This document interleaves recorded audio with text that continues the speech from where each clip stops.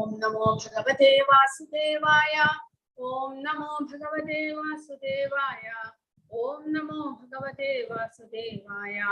Om Ajnana Timirandasya Jnananjana Shalakaya Chakshurunmilitam Yena Tasmai Shri Gurave Namaha. Shri Chaitanya Manobhishtam Sthapitam Yena Bhutale Swayam Rupa Kathamashyam Dadati Swapadantikam. Vandeham Shri Guru Shri Yudapatagamalam Shri Guru Vaishnavamsa Shri Rupam Sagrajatam Sahagana Raghunathanvitam Tam Sajivam Sadvaitam Savathodam Parijana Sahitam Krishna Chaitanya Devam Shri Radha Krishna Padan Sahagana Lalita Shri Vishakhanvitam Sya. He Krishna Karuna Sindho Dina Bandho Jagatpade Gopesha Gopika Kanta Radha Kanta Namostude Tapta Kanchana Gaurangi Radhe Vrindavaneshwari Vrishabhanu Sude Devi Pranamami Haripriye Vancha Kalpatarubhyascha Kripa Sindhubhya Evacha Patitanam Pavanebhyo Vaishnavebhyo Namo Namaha.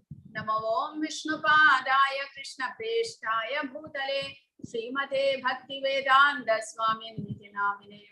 Namaste Saraswate Deve Gauravani Pracharine Nirvishesha Shunyavadi Paschatya Desha Tarine. Jaya Shri Krishna Chaitanya Prabhu Nityananda Shri Advaita Gadadhara Shri Vasadi Gaura Bhakta Vrinda. Hare Krishna Krishna Krishna Hare Hare Hare Rama Rama Rama Hare Hare. Hare Krishna.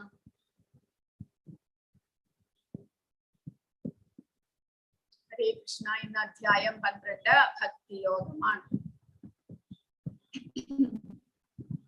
അതായത് പരിശുദ്ധമായിട്ടുള്ള പരമമായിട്ടുള്ള ഭക്തിയോടുകൂടി ഭഗവാനെ എങ്ങനെ പ്രാപിക്കാൻ സാധിക്കുന്നു.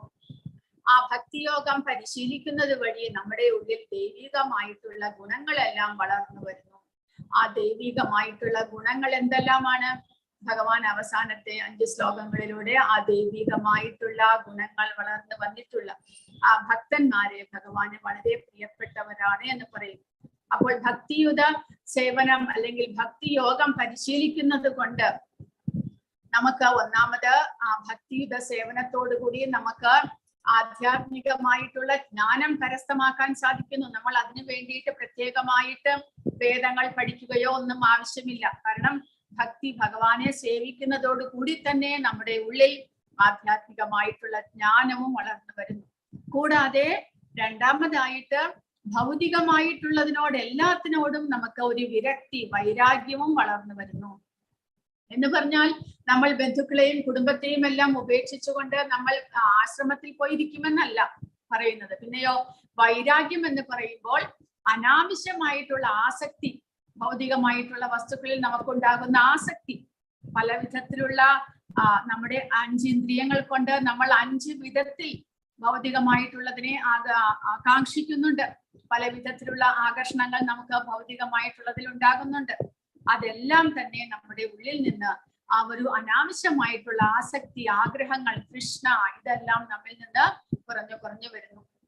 അപ്പോൾ ആ ഭക്തിയുത സേവനം നിർവഹിക്കുന്നത് വഴി നമുക്ക് ഈ 2 ഗുണങ്ങളും ആധ്യാത്മിക ജ്ഞാനവും കരസ്ഥമാക്കാൻ സാധിക്കുന്നു. ഭൗതികതയോടുള്ള അനാവശ്യമായിട്ടുള്ള ആസക്തിയും നമ്മിൽ നിന്ന് കുറഞ്ഞു വരുന്നു. അത് രണ്ടും നമുക്ക് ലഭിക്കുന്നു. അതുകൂടാതെയോ പിന്നീട് ഭഗവാനിൽ അചഞ്ചലമായിട്ടുള്ള ഭക്തി വളർന്നു വരുന്നതോടുകൂടി നമ്മിൽ ദൈവികമായിട്ടുള്ള ഗുണങ്ങളെല്ലാം വളർന്നു വരുന്നു.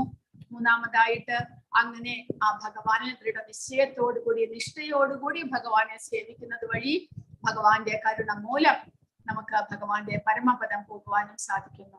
അങ്ങനെ വളരെ എളുപ്പമായി മറ്റുള്ള പദ്ധതികളെ കുറിച്ചെല്ലാം നോക്കുമ്പോൾ ജ്ഞാനയോഗം, ഹഠയോഗം, പിന്നീട് അഷ്ടാംഗ യോഗം, ഇവയെല്ലാം താരതമ്യപ്പെടുത്തി നോക്കുമ്പോൾ ഭക്തിയുത സേവനം എന്നുള്ളത് വളരെ എളുപ്പമുള്ളതും പിന്നീട് ഭഗവാൻ പറഞ്ഞു സുസുഖം കർത്തും അവ്യയം, വളരെ സന്തോഷത്തോടു കൂടി നമുക്ക് ചെയ്യാൻ സാധിക്കുന്നതുമാണ്.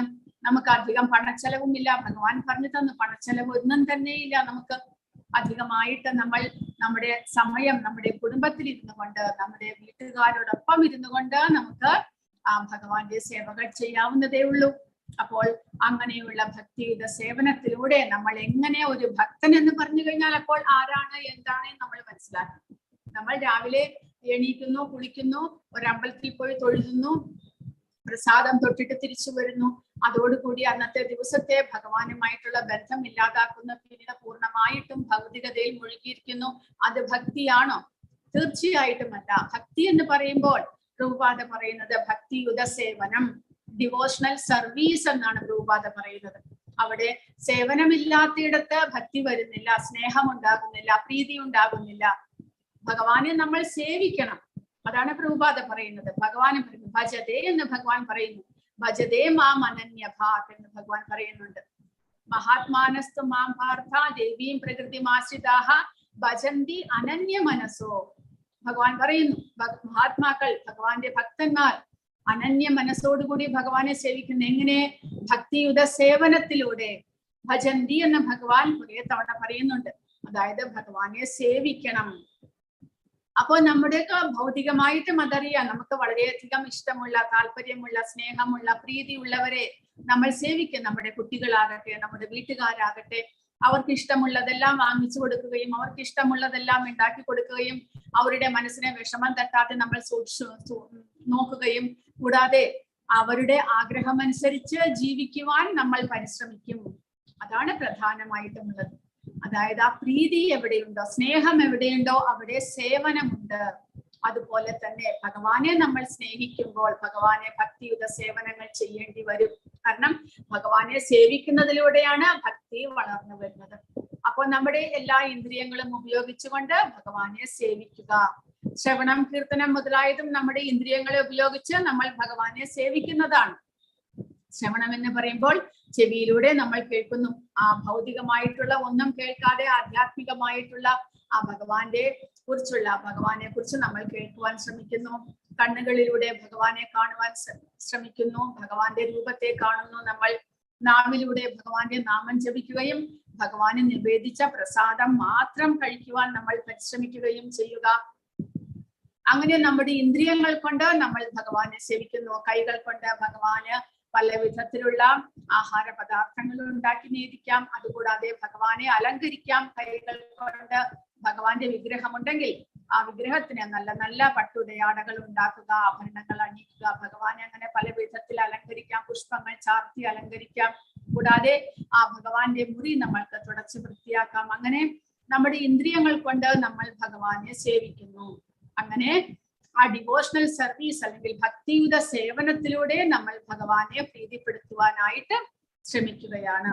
എങ്ങനെയാണോ അത് തിരിച്ച് നമ്മൾ ഭൗതികതയിലും ചെയ്യുന്നില്ലേ? നമ്മുടെ എല്ലാ ഇന്ദ്രിയങ്ങളും ഉപയോഗിച്ചാണ് നമ്മൾ കുടുംബത്തിലും എല്ലാവരെയും സേവിക്കുന്നതും സ്നേഹിക്കുന്നതും എല്ലാം തന്നെ. അതുപോലെ തന്നെ നമ്മൾ ആധ്യാത്മികമായിട്ടുള്ള ഭഗവാന്റെ സേവനത്തിലും നമ്മുടെ ഇന്ദ്രിയങ്ങളെ നമ്മൾ ഉപയോഗിക്കുന്നു. അപ്പോൾ അങ്ങനെയുള്ള സേവനമാണ് ഭഗവാൻ നമ്മിൽ നിന്ന് പ്രതീക്ഷിക്കുന്നത്. അല്ലാതെ വെറുതെ ഇരുന്നു കൊണ്ട് നാമജപം മാത്രം പോരാ, അല്ലെങ്കിൽ ഭഗവാനെ കുറിച്ച് കേൾക്കുന്നത് മാത്രം പോരാ. ഭക്തി വർദ്ധിച്ചു വരുമ്പോൾ ആ സേവനം, നമ്മുടെ ഇന്ദ്രിയങ്ങളെ എല്ലാം ഉപയോഗിച്ച് നമ്മൾ ഭഗവാനെ സേവിക്കാനായിട്ട് ശ്രമിക്കേണ്ടതാണ്. അങ്ങനെയുള്ള സേവനത്തിലൂടെ ഭക്തി വളർന്നു വരുന്നു. അപ്പോൾ അങ്ങനെയാണെങ്കിൽ ഭഗവാനെ സേവിക്കുന്നതിലൂടെ മാത്രമാണോ നമുക്ക് ഭക്തി അല്ലെങ്കിൽ ഭഗവാനെ കുറിച്ച് അറിയുവാൻ സാധിക്കുന്നത്? അത് മാത്രമല്ല, പിന്നെയോ ഭഗവാന്റെ ഭക്തന്മാരെ സേവിക്കുന്നതിലൂടെയും നമുക്ക് ഭഗവാനിലുള്ള ഭക്തി വർദ്ധിച്ചു വരാം. ഭഗവാനെ കുറിച്ച് മനസ്സിലാക്കാൻ സാധിക്കും. ഭഗവാന്റെ ഭക്തന്മാരായിട്ടുള്ള ആചാര്യന്മാരെ നമ്മൾ സേവിക്കുക.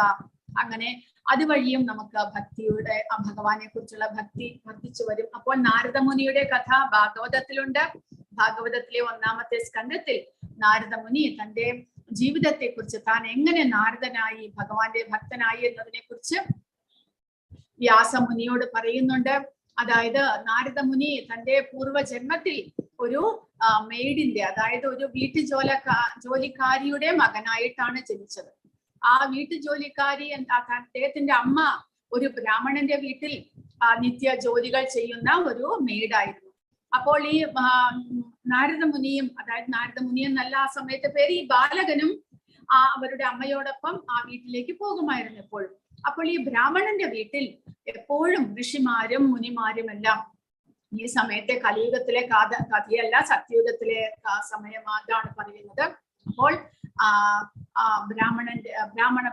ഈ ബാലകനും അമ്മയോടൊപ്പം ആ ബ്രാഹ്മണന്റെ വീട്ടിൽ പോകുമായിരുന്നു. അപ്പോൾ ഈ ബ്രാഹ്മണന്റെ വീട്ടിൽ ഋഷിമാരെല്ലാവരും വരുമായിരുന്നു ഓരോ സമയത്ത് ദർശിക്കുവാൻ. കാരണം ഋഷിമാരുടെ, സന്യാസിമാരുടെ ജോലി അവരെല്ലാ കുടുംബസ്ഥരുടെയും വീട്ടിൽ, ഗൃഹസ്ഥരുടെയും വീട്ടിൽ പോയിട്ട് അവരെ എൻലൈറ്റൻ ചെയ്യുക, അതായത് ആധ്യാത്മികമായിട്ടുള്ള ഉപദേശങ്ങൾ കൊടുക്കുക എന്നുള്ളതാണ് അവരുടെ കർത്തവ്യം. അങ്ങനെ അവർ സഞ്ചരിച്ചു കൊണ്ടേയിരിക്കും. അങ്ങനെ അപ്പോൾ സന്യാസിമാരെല്ലാം വരുമ്പോൾ അവരെ ശുശ്രൂഷിക്കുന്നതും അവർക്ക് വേണ്ടതെല്ലാം കൊടുക്കുന്നതുമെല്ലാം ഈ ബാലകന്റെ അമ്മയായിരുന്നു. അപ്പോൾ ഈ ബാലകനും ചേരും. അങ്ങനെ ഒരു തവണ ഈ ബ്രാഹ്മണന്റെ വീട്ടിൽ ചാതുർമാസ്യം, അതായത് മഴക്കാലത്ത് 4 മാസം സന്യാസിമാർ എപ്പോഴും ഒരേ ദിക്കിൽ തന്നെ വസിക്കും, മഴക്കാലം കഴിയുന്നത് വരെ. ആ ചാതുർമാസ്യ സമയത്ത് ഒരുപാട് ഇങ്ങനെയുള്ള ഋഷിമാർ ഈ ബ്രാഹ്മണന്റെ വീട്ടിലേക്ക് വരുന്നു. അവർ അവിടെ സത്സംഗം ചെയ്തുകൊണ്ട് അവരുടെ വീട്ടിലാണ് താമസിക്കുന്നത്. അപ്പോൾ അവരെ സൽക്കരിക്കാനുള്ള ചുമതല ഈ ജോലിക്കാരിക്കും അവരുടെ മകനുമായിരുന്നു. അപ്പോൾ അവർ നിരന്തരം എല്ലാവർക്കും ഉപദേശങ്ങൾ കൊടുക്കുകയും പ്രഭാഷണങ്ങൾ ചെയ്യുകയും സ്വയം അന്യോന്യം സത്സംഗത്തിലൂടെ ഭഗവാനെ കുറിച്ച് മനസ്സിലാക്കാനും ഭഗവാന്റെ കീർത്തനങ്ങൾ ചൊല്ലുക, ഭഗവാന്റെ കഥകൾ പറയുക, അങ്ങനെ അവർ മഹാത്മാക്കളായിരുന്നത് കൊണ്ട് ആ മഹാത്മാക്കൾ പറയുന്നത് പോലെ സദാസമയവും ഭഗവാനെ കുറിച്ച് ചർച്ചകൾ ചെയ്തുകൊണ്ടേയിരിക്കുമായിരുന്നു. അപ്പോൾ ഇവരെ സൽക്കരിക്കുന്ന, ഇവർക്കെല്ലാ കാര്യങ്ങളും ചെയ്തു കൊടുക്കുന്ന ഈ ബാലകനും ഇതെല്ലാം കേട്ടുകൊണ്ട് അവിടെ തന്നെ ഇരിക്കുമായിരുന്നു. അപ്പോൾ നാരദമുനി പറയുന്നത്, ഞാൻ ചെറിയ ബാലകനായിരുന്നെങ്കിലും, 5 വയസ്സുള്ള ബാലകനായിരുന്നെങ്കിലും എനിക്ക് മറ്റുള്ള കുട്ടികളെ പോലെ കളിക്കുന്നതിലോ സമയം വെറുതെ വ്യർത്ഥമാക്കുന്നതിലോ താല്പര്യം ഉണ്ടായിരുന്നില്ല. ഞാൻ ഈ മഹാത്മാക്കൾ സംഭാഷണം ചെയ്യുന്നതിനെ കേട്ടുകൊണ്ട് അതിൽ തന്നെ മുഴുകിയിരിക്കുമായിരുന്നു. അങ്ങനെ ആ ബാലകന്റെ മനസ്സിലും ഈ ആധ്യാത്മികമായിട്ടുള്ള ആഗ്രഹം, ഭഗവാനെ സേവിക്കാനുള്ള ആഗ്രഹവും ആ മഹാത്മാക്കൾ പറയുന്നത് കേട്ട് ക്രമേണ ആ ബാലകന്റെ ഉള്ളിലും ഭഗവാനെ കുറിച്ചുള്ള അറിവും ഭക്തിയും വളർന്നു വരികയുണ്ടായി.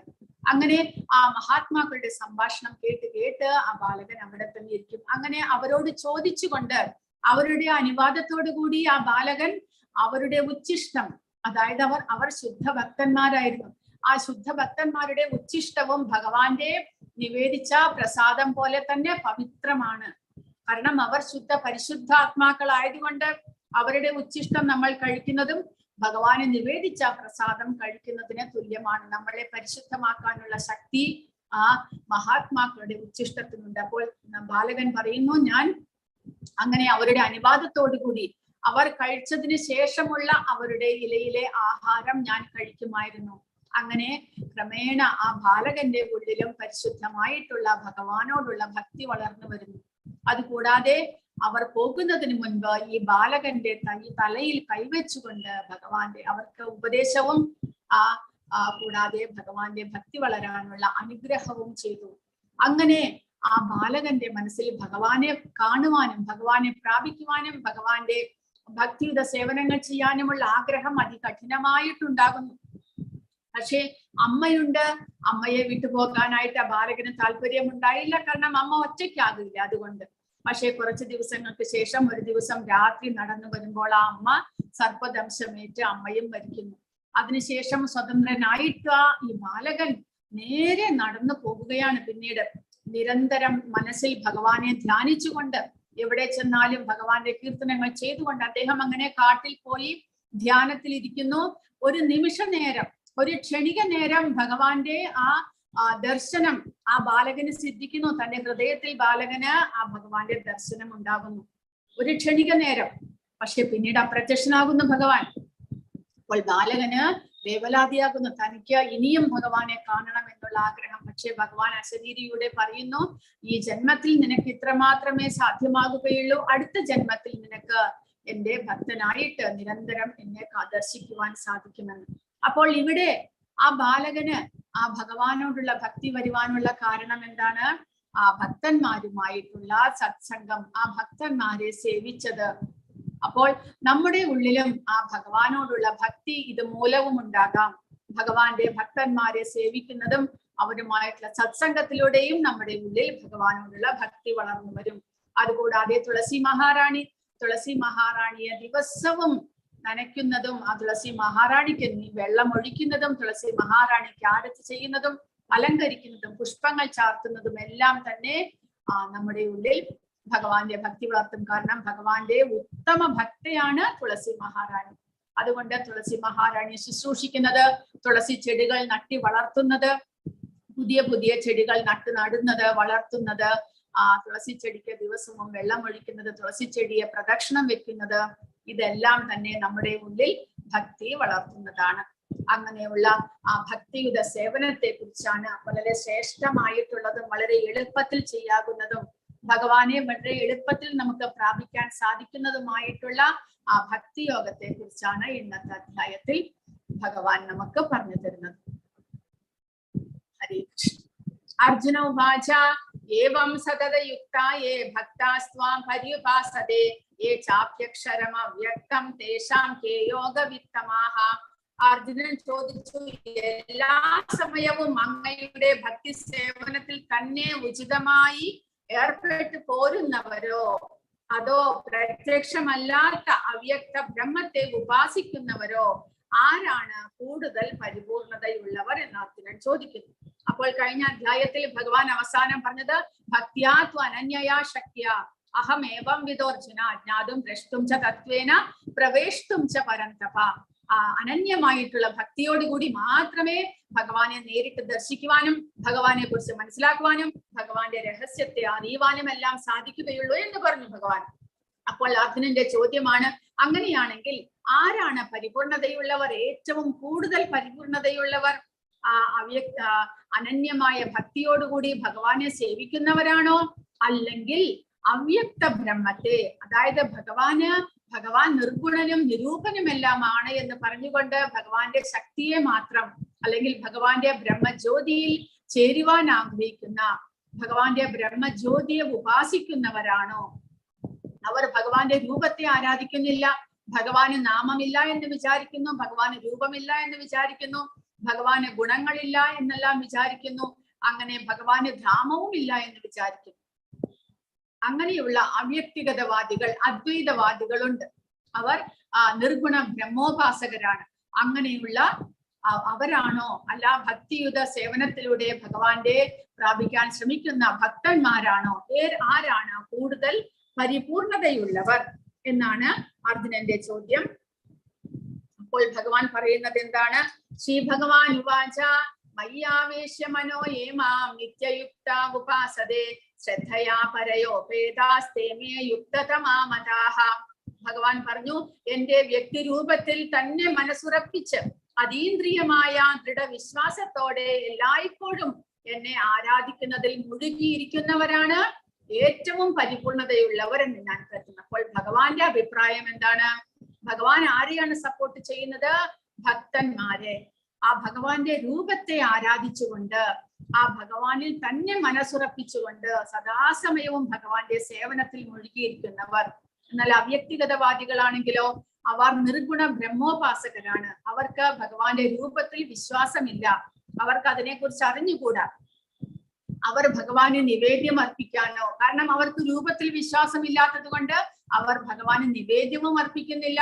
അവർ ഭഗവാന്റെ രൂപത്തിൽ വിശ്വാസമില്ലാത്തത് കൊണ്ട് ഭഗവാന്റെ കഥകളെ കുറിച്ച് കേൾക്കുവാനോ ഭഗവാൻ ചെയ്യുന്ന ലീലകളെ എല്ലാം കുറിച്ച് മനസ്സിലാക്കുവാനോ ശ്രമിക്കുന്നില്ല. കാരണം അവർ വിചാരിക്കുന്നത് ഈ നിർഗുണ ബ്രഹ്മൻ തന്നെ ഒരു മനുഷ്യ രൂപത്തിൽ വന്നുകൊണ്ട് ഇങ്ങനെയുള്ള ലീലകളെല്ലാം ചെയ്യുന്നതാണ് എന്ന്. വാസ്തവത്തിൽ ഭഗവാൻ സ്വയം അവതരിക്കുന്നതാണ്. ഭഗവാന്റെ ആ രൂപം കൃഷ്ണനായാലും ശ്രീരാമചന്ദ്രനായാലും നരസിംഹമായാലും ആ രൂപം വാസ്തവത്തിൽ ആധ്യാത്മിക ലോകത്തിൽ ഉള്ളതാണ്. അത് അതീന്ദ്രിയമായിട്ടുള്ള രൂപമാണ്, സച്ചിദാനന്ദ വിഗ്രഹമായിട്ടുള്ള രൂപമാണ് ഭഗവാന്റേത് എന്ന് അവർ വിശ്വസിക്കുന്നേ ഇല്ല. അങ്ങനെയുള്ളവരാണ് അദ്വൈതവാദികൾ. അങ്ങനെ വരുമ്പോൾ എന്ത് വരുന്നു? അവർക്ക് ഇതൊന്നും കേൾക്കാനോ ഭഗവാനിൽ വിശ്വാസം ഇല്ലാത്തത് കൊണ്ട് അവർ ഭഗവാന്റെ ലീലകളെ കുറിച്ചോ അല്ലെങ്കിൽ ഭഗവാന് നിവേദ്യം അർപ്പിക്കുന്നതിലോ ഒന്നും തന്നെ വിശ്വസിക്കുന്നില്ല. അങ്ങനെ വരുമ്പോഴോ അവർക്ക് അവരുടെ ഇന്ദ്രിയങ്ങളെ നിയന്ത്രിക്കുന്നത് വളരെയധികം കഠിനമാണ്. കാരണം നമ്മൾ ഭക്തന്മാരെന്ത് ചെയ്യുന്നു? നമ്മുടെ ഇന്ദ്രിയങ്ങളെ ഭഗവാന്റെ പല വിധത്തിലുള്ള സേവകളിലേക്ക് നിയോഗിക്കുന്നു. അങ്ങനെ ആ ഇന്ദ്രിയങ്ങൾ ക്രമേണ പരിശുദ്ധമാകുന്നു. പക്ഷെ ഇവർ ഇന്ദ്രിയങ്ങളെ ബലമായിട്ട് നിയന്ത്രിക്കുകയാണ് ചെയ്യുന്നത്. നമ്മൾ നമ്മുടെ നാവിനെ നാമോച്ചാരണം ചെയ്തുകൊണ്ട് ഭഗവാന് നിവേദിച്ച പ്രസാദം ഭക്ഷിച്ചുകൊണ്ട് നിയന്ത്രിക്കുന്നു.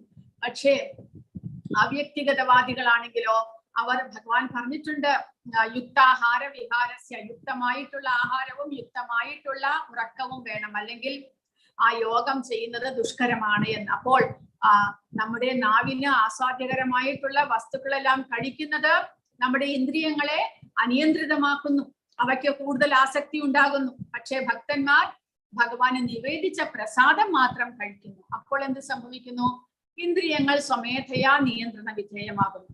പക്ഷേ അദ്വൈതവാദികൾ എന്ത് ചെയ്യുന്നു? ഭക്ഷണം കഴിക്കുന്നതേ നിർത്തുന്നു. കാരണം അങ്ങനെ ആ നാവിന്റെ ആ ഒരു രുചിക്ക് വേണ്ടിയിട്ടുള്ള ആസ്വാദനത്തെ നിയന്ത്രിക്കുവാൻ അവർ ശ്രമിക്കുന്നു. അങ്ങനെയുള്ള നിയന്ത്രണം വളരെയധികം കഷ്ടകരമാണ് എന്ന് ഭഗവാൻ ഈ അധ്യായത്തിലും പറയുന്നുണ്ട്. അപ്പോൾ അങ്ങനെ നിയന്ത്രിക്കുന്നത്, ഇന്ദ്രിയങ്ങളെ ബലം പ്രയോഗിച്ച് നിയന്ത്രിക്കുന്നത് ക്ലേശകരമാണ്. എന്നാൽ ഭക്തന്മാരുടെ സേവനം എന്നുള്ളത് അത് വളരെ സന്തോഷകരമായിട്ട് ചെയ്യാവുന്നതാണ്. അങ്ങനെയുള്ള ഭക്തന്മാരാണ് ഏറ്റവും പരിപൂർണതയുള്ളവർ എന്ന് ഭഗവാൻ പറയുന്നു. പക്ഷേ മറ്റുള്ളവർക്കും ഭഗവാനെ പ്രാപിക്കുവാൻ സാധിക്കും. നിർഗുണ ബ്രഹ്മവാദികൾക്കും ഭഗവാനെ പ്രാപിക്കുവാൻ സാധിക്കുന്നതാണ്. എങ്ങനെയാണത് എന്ന് ഭഗവാൻ ഇവിടെ പറയുന്നു. ഏതക്ഷരമനിർദ്ദേശം അവ്യക്തം പര്യുപാസതേ സർവത്ര കമഛിദ്യം ച കൂടസ്ഥമചലം ധ്രുവം സംനിയമ്യേന്ദ്രിയ ഗ്രാമം സർവത്ര സമബുദ്ധയഃ തേ പ്രാപ്നുവന്തി മാമേവ സർവഭൂതഹിതേ രതാഃ. എന്നാൽ ഇന്ദ്രിയങ്ങളെല്ലാം നിയന്ത്രിച്ച് എല്ലാവരിലും സമഭാവനയോടെ സർവജീവികളുടെയും നന്മയിൽ തൽപരരായിക്കൊണ്ട് ഇന്ദ്രിയങ്ങൾക്ക് ഗോചരമല്ലാത്തതും അവ്യക്തവും സർവവ്യാപ്തവും അചിന്ത്യവും സ്ഥിരവും മാറ്റമില്ലാത്തതും ഉറച്ചതുമായതിനെ നിരപേക്ഷ തത്വത്തിന്റെ വ്യക്തിശൂന്യ സങ്കല്പത്തെ പൂർണ്ണമായും ഉപാസിക്കുന്നവരും ഒടുവിൽ എന്നെ തന്നെ പ്രാപിക്കുന്നു. അപ്പോൾ അവർ വളരെയധികം കഷ്ടപ്പെട്ടുകൊണ്ട് പ്രയത്നിച്ചുകൊണ്ട് ഇന്ദ്രിയങ്ങളെല്ലാം നിയന്ത്രിച്ച് വേണം അവർ ഭഗവാനെ പ്രാപിക്കുവാനായിട്ട്. അപ്പോൾ ഒരുപാട് കഷ്ടപ്പാടുകൾ സഹിക്കേണ്ടതായിട്ടുണ്ട് അവർ. അതായത് ഇന്ദ്രിയങ്ങളെയെല്ലാം പ്രധാനമായിട്ട് ആദ്യമായിട്ട് തന്നെ ഇന്ദ്രിയങ്ങളെ നിയന്ത്രിക്കണം. ഭൗതികതയിൽ ഒരു ആകർഷണവും പാടില്ല. ആ ഇന്ദ്രിയങ്ങൾ കൊണ്ട് ധ്യാനമാണ് ഈ അദ്വൈതവാദികൾ മുഴുവൻ സമയവും ചെയ്യേണ്ടത്. അതായത് ആ മനസ്സിൽ തങ്ങൾ വിചാരിക്കുന്ന ഒരു ബിന്ദുവിനെ അല്ലെങ്കിൽ ഒരു പ്രകാശത്തെയാണ് അവർ ധ്യാനിക്കുന്നത്. അങ്ങനെ ധ്യാനിച്ച് അവർ നിർഗുണ ബ്രഹ്മത്തെ പ്രാപിക്കുവാനായിട്ട് ശ്രമിക്കുകയാണ്. കൂടാതെ എല്ലാവരിലും സമഭാവനയോടുകൂടി സർവജീവികളുടെയും നന്മയിൽ തൽപരരായിക്കൊണ്ട് അവർ പ്രവർത്തിക്കേണ്ടതാണ്. അവരുടെ കർമ്മം അങ്ങനെയായിരിക്കണം. സമഭാവനയോടുകൂടി സർവജീവികളുടെയും നന്മയിൽ തൽപരരായിക്കൊണ്ട് അവർ പ്രവർത്തനങ്ങൾ കർമ്മങ്ങൾ ചെയ്യേണ്ടതാണ്. കൂടാതെ ഭഗവാനെ എങ്ങനെയാണ് അവർ ആരാധിക്കേണ്ടത്? നമ്മുടെ ഭൗതിക ഇന്ദ്രിയങ്ങൾക്ക് ഗോചരമല്ലാത്തത്, ഭൗതിക ഇന്ദ്രിയങ്ങളാൽ നമുക്ക് കാണുവാൻ സാധിക്കാത്ത അവ്യക്തമായിട്ടുള്ള എന്നാലോ അവ്യക്തമാണെങ്കിലും സർവവ്യാപ്തവുമാണ്, അചിന്ത്യമാണ്, നമുക്ക് ചിന്തിക്കാൻ സാധിക്കാത്തതും എന്നാൽ സ്ഥിരമുള്ളതുമാണ്, കൂടാതെ മാറ്റമില്ലാത്തതും ഉറച്ചതുമായതിനെ അങ്ങനെയുള്ള നിരപേക്ഷ തത്വത്തിന്റെ വ്യക്തിശൂന്യ സങ്കല്പം, അതായത് നിർഗുണ ബ്രഹ്മത്തെ ആരാധിക്കുന്നവർ ഒടുവിൽ ഭഗവാനെ തന്നെ പ്രാപിക്കുന്നു എന്ന് ഇവിടെ ഭഗവാൻ പറയുന്നു. എന്നാൽ അത് വളരെയധികം ക്ലേശകരമല്ലേ എന്ന് ഭഗവാൻ പറയുന്നു. ക്ലേശോധികതരസ്തേഷാം അവ്യക്താസക്ത ചേതസാം അവ്യക്താഹി ഗതിർ ദുഃഖം ദേഹവദ്ഭീരവാപ്യതേ. കാരണം എന്താണ്? ഭഗവാന് രൂപമില്ലാത്തത് കൊണ്ട് നമ്മൾ എന്തിനെയാണ് മനസ്സിൽ ആരാധിക്കുക? ഇവിടെ കൊടുത്തിരിക്കുന്നു പ്രകാശത്തെ. അപ്പോൾ നമ്മൾ സ്വയം രൂപധാരണം ചെയ്തിരിക്കുന്നത് കൊണ്ട് രൂപമില്ലാത്ത ഒന്നിനെ നമ്മൾ ഹൃദയത്തിൽ ധ്യാനിക്കുക എന്നുള്ളത് വളരെയധികം ക്ലേശകരമാണ്. അതായത് രൂപത്തെ മാത്രം മനസ്സിലാക്കുവാൻ സാധിക്കുന്ന നമുക്ക് രൂപമില്ലാത്ത ഒന്നിനെ ധ്യാനിക്കുക, അതെങ്ങനെയിരിക്കും? ആ രൂപമില്ലാത്തതിനെ ധ്യാനിക്കുക എന്നുള്ളത് ക്ലേശകരമാണ്. പരമപുരുഷന്റെ അവ്യക്തവും വ്യക്തിശൂന്യവുമായ ഭാവത്തിൽ ആസക്ത ചിത്തരായവർക്ക് പുരോഗമനത്തിന് പ്രയാസമേറും. ശാരീരികൾക്ക് ഈ വഴിക്കുള്ള മുന്നേറ്റം സദാ ദുഷ്കരമാണ്. അപ്പോൾ രൂപത്തിലിരിക്കുന്ന നമുക്ക് രൂപമില്ലാത്ത ഒന്നിനെ ധ്യാനിക്കുക അല്ലെങ്കിൽ അതിനെ സാക്ഷാത്കരിച്ചെടുക്കുക എന്നുള്ളത് വളരെ പ്രയാസകരമാണ് എന്ന് ഭഗവാൻ പറയും. കാരണം നമ്മൾ രൂപത്തെ ധ്യാനിക്കുന്നത് ആധികാരികമാണ് എന്നാണ് ഇവിടെ പറയുന്നത്. കാരണം ഭഗവാന്റെ രൂപം എന്നുള്ളത് ആധികാരികമാണ്. അത് അവർക്ക് മനസ്സിലാക്കാത്തത് കൊണ്ടാണ്. കാരണം നമ്മുടെ ഭൗതികമായിട്ടുള്ള ഇന്ദ്രിയങ്ങൾ കൊണ്ട് നമുക്ക് ആധ്യാത്മികനായിട്ടുള്ള ഭഗവാനെ കാണുവാൻ സാധ്യമല്ല. അതുകൊണ്ടാണ് ഭഗവാൻ ഭൗതിക പ്രപഞ്ചത്തിൽ അർച്ചാവിഗ്രഹമായിട്ട് നമ്മൾ ആരാധിക്കുന്ന, നമ്മളുടെ അമ്പലങ്ങളിലെല്ലാം പ്രതിഷ്ഠ ചെയ്യുന്ന അർച്ചാവിഗ്രഹമായിട്ട് ഭഗവാൻ പ്രത്യക്ഷപ്പെടുന്നത്. ആ അർച്ചാവിഗ്രഹം ആധികാരികമാണ്, അതിന് സാധുതയുണ്ട് എന്ന് പറയുന്നു. അപ്പോൾ ആ അർച്ചാവിഗ്രഹത്തെ നമുക്ക് 5 വിധത്തിൽ നമുക്ക് പ്രതിഷ്ഠിക്കാൻ സാധിക്കും. ഒന്ന്, കല്ലുകൊണ്ടുള്ള മൂർത്തിയെ ഉണ്ടാക്കുവാൻ സാധിക്കും. പിന്നീട് മരം കൊണ്ട് മൂർത്തിയെ ഉണ്ടാക്കിയാൽ അതും സാധുതയുള്ളതാണ്. പിന്നീട് ലോഹം കൊണ്ട്, നമ്മൾ പഞ്ചലോഹ വിഗ്രഹം കൊണ്ട് വിഗ്രഹത്തെ ഉണ്ടാക്കുന്നുണ്ട്, അതും സാധുതയുള്ളതാണ്. പിന്നീട് നമ്മൾ ഫോട്ടോ വെച്ചിട്ട് ആരാധിക്കും, ഭഗവാന്റെ ഫോട്ടോ. ആ ഫോട്ടോയും ആധികാരികമായിട്ടുള്ളതാണ്. കൂടാതെ മനസ്സിൽ നമുക്ക് ഇഷ്ടമുള്ള രൂപത്തെ, ഭഗവാന്റെ രൂപത്തെ നമുക്ക് ധ്യാനിക്കാം. മാനസിക പൂജ, അതും ആധികാരികം തന്നെയാണ്. അങ്ങനെയുള്ള ആധികാരികമായിട്ടുള്ള പൂജയാണ് ഇവിടെ പ്രഭുപാദ തുലനം ചെയ്തിരിക്കുന്നത്. തെരുവിൽ പലയിടത്തും തപാൽ പെട്ടികൾ കാണാം. ഇവയിൽ നമ്മൾ കൊണ്ടുപോയിടുന്ന കത്തുകൾ സ്വാഭാവികമായി നിഷ്പ്രയാസം ഉദ്ദിഷ്ട സ്ഥാനത്തിൽ എത്തുന്നു. എന്നാൽ തപാൽ പെട്ടികൾ എന്ന് ആധികാരികമായി പ്രഖ്യാപിക്കാത്ത ഏതെങ്കിലും പഴയ പെട്ടികളിലൂടെ ഈ പ്രക്രിയ നടത്താനാകില്ല. അതുപോലെ തന്നെ ഭഗവാന്റെ അർച്ചാവിഗ്രഹം ആധികാരികമായിട്ടുള്ളതാണ്. ആ അർച്ചാവിഗ്രഹത്തെ നമ്മൾ ആരാധിക്കുകയും സേവിക്കുകയും ചെയ്യുന്നതിലൂടെ നമ്മളുടെ ആ ഒരു സേവനത്തെ, ആരാധനയെ ഭഗവാൻ സ്വീകരിക്കുന്നു. അതാണ് പറയുന്നത്. അങ്ങനെ അംഗീകൃതമായിട്ടുള്ള പ്രാതിനിധ്യമുള്ള ഒരു വിഗ്രഹ രൂപം ഈശ്വരനുമുണ്ട്. അതിനെ അർച്ചാവിഗ്രഹം എന്ന് പറയുന്നു. ഈ അർച്ചാവിഗ്രഹം പരമപുരുഷന്റെ അവതാരമാണ്. ഈശ്വരൻ അതിലൂടെ സേവനത്തെ സ്വീകരിക്കും. ഭഗവാൻ സർവശക്തനാണ്. അതുകൊണ്ട് ബദ്ധ ജീവാത്മാക്കൾക്ക് സൗകര്യപ്പെടുമാറ് അർച്ചാവിഗ്രഹം എന്ന തന്റെ അവതാരത്തിലൂടെ അദ്ദേഹത്തിന് ഭക്തന്റെ സേവനങ്ങൾ സ്വീകരിക്കാൻ കഴിയും. അതുകൊണ്ടാണ് ആദിമകാലം മുതൽക്ക് തന്നെ ഭഗവാന്റെ വിഗ്രഹത്തെ നമ്മൾ ആരാധിക്കുന്നത്. കാരണം ഭൗതിക പ്രപഞ്ചത്തിൽ അങ്ങനെ ഭഗവാന്റെ രൂപത്തെ ആരാധിച്ച് ആ രൂപത്തെ നമുക്ക് പ്രാപിക്കുവാൻ സാധിക്കുന്നു. അതിനു വേണ്ടിയിട്ട്, കാരണം നമ്മുടെ ഭൗതിക ഇന്ദ്രിയങ്ങൾ കൊണ്ട് ആധ്യാത്മികനായിട്ടുള്ള ഭഗവാനെ നമുക്ക് ഉടനടി പ്രാപിക്കാൻ സാധ്യമല്ല. പക്ഷെ നമ്മുടെ ആരാധന ഇല്ലാതെ, ഭഗവാനെ സേവിക്കാതെ നമുക്ക് പരിശുദ്ധരാകുവാനും സാധ്യമല്ല. അതുകൊണ്ട് നമ്മളെ പരിശുദ്ധരാക്കുവാനായിട്ട്, ഭഗവാന്റെ നമ്മുടെ സേവനങ്ങൾ സ്വീകരിക്കുവാനായിട്ട് ഭഗവാൻ അർച്ചാവിഗ്രഹ രൂപേണ നമ്മുടെ മുന്നിൽ, നമ്മുടെ വീടുകളിലും അമ്പലങ്ങളിലും എല്ലാം തന്നെ ഭഗവാൻ പ്രത്യക്ഷപ്പെടുന്നു. അപ്പോൾ ആ അർച്ചാവിഗ്രഹം ആധികാരികമായിട്ടുള്ളതാണ്. അങ്ങനെയുള്ള ഭഗവാനെ എപ്പോഴും ധ്യാനിച്ചുകൊണ്ട് ഭഗവാനെ ഭക്തിയുടെ സേവനങ്ങൾ ചെയ്യുന്നവരെ ഭഗവാൻ തന്നെ സ്വയം ഉദ്ധരിക്കും എന്നാണ് ഭഗവാൻ പറയുന്നത്. ഏതു സർവാണി കർമാണി മയി സന്യസ്യ മത്പരാഹ അനന്യേന ഇവ യോഗേന മാം ധ്യായന്ത ഉപാസതേ തേഷാമഹം സമുദ്ധർത്ത മൃത്യു സംസാര സാഗരാത് ഭവാമീന ചിരാത്മാർത്ഥം മയ്യാവേശിത ചേതസാം. എന്നാൽ എന്നെ എല്ലായ്പ്പോഴും ധ്യാനിച്ചുകൊണ്ട് സർവകർമ്മങ്ങളെയും എനിക്കായി അർപ്പിച്ച് എന്നിൽ മനസ്സ് അചഞ്ചലമായി ഊന്നിക്കൊണ്ട് ഭക്തിയുടെ സേവനത്തിൽ ഏർപ്പെട്ടു പോരുന്നവരെ ഞാൻ വേഗത്തിൽ ജനന മരണങ്ങളുടെ ഈ മഹാസമുദ്രത്തിൽ നിന്ന് കരകയറ്റും.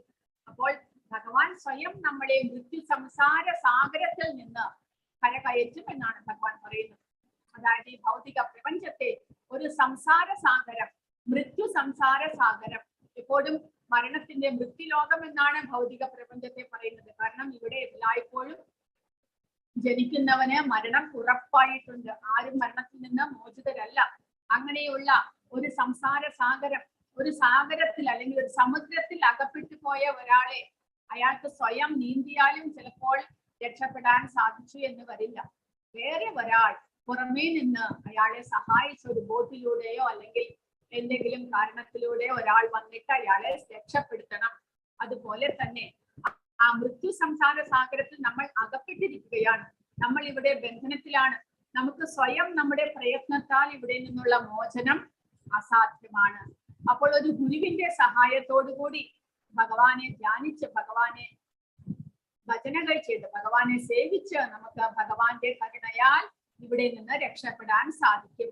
അല്ലാതെ നമ്മുടെ സ്വന്തം പ്രയത്നത്താൽ രക്ഷ സാധ്യമാണ്. അപ്പോൾ ഭഗവാൻ പറയുന്നു, അങ്ങനെ ഭഗവാനെ ഭക്തിയുടെ സേവനത്തിലൂടെ സേവിക്കുന്നവരെ ഭഗവാൻ സ്വയം രക്ഷിക്കുമെന്നാണ് പറയുന്നത്. അങ്ങനെ ഭഗവാൻ ഗരുഡന്റെ പുറത്തിരുന്ന് വന്നുകൊണ്ട് അങ്ങനെ സാഗരത്തിൽ അകപ്പെട്ടിരിക്കുന്ന ഭക്തനെ ഭഗവാൻ സ്വയം രക്ഷിക്കുന്നു. അതിനുള്ള വഴികളാണ് ഭഗവാൻ ഭഗവത്ഗീതയിലൂടെ നമുക്ക് പറഞ്ഞു തരുന്നത്. എങ്ങനെ നമുക്ക് ഈ മൃത്യുസാഗരം മറികടക്കുവാൻ സാധിക്കും എന്നുള്ള വഴികൾ ഭഗവാൻ തന്നെ സ്വയം പറഞ്ഞു തരുന്നു.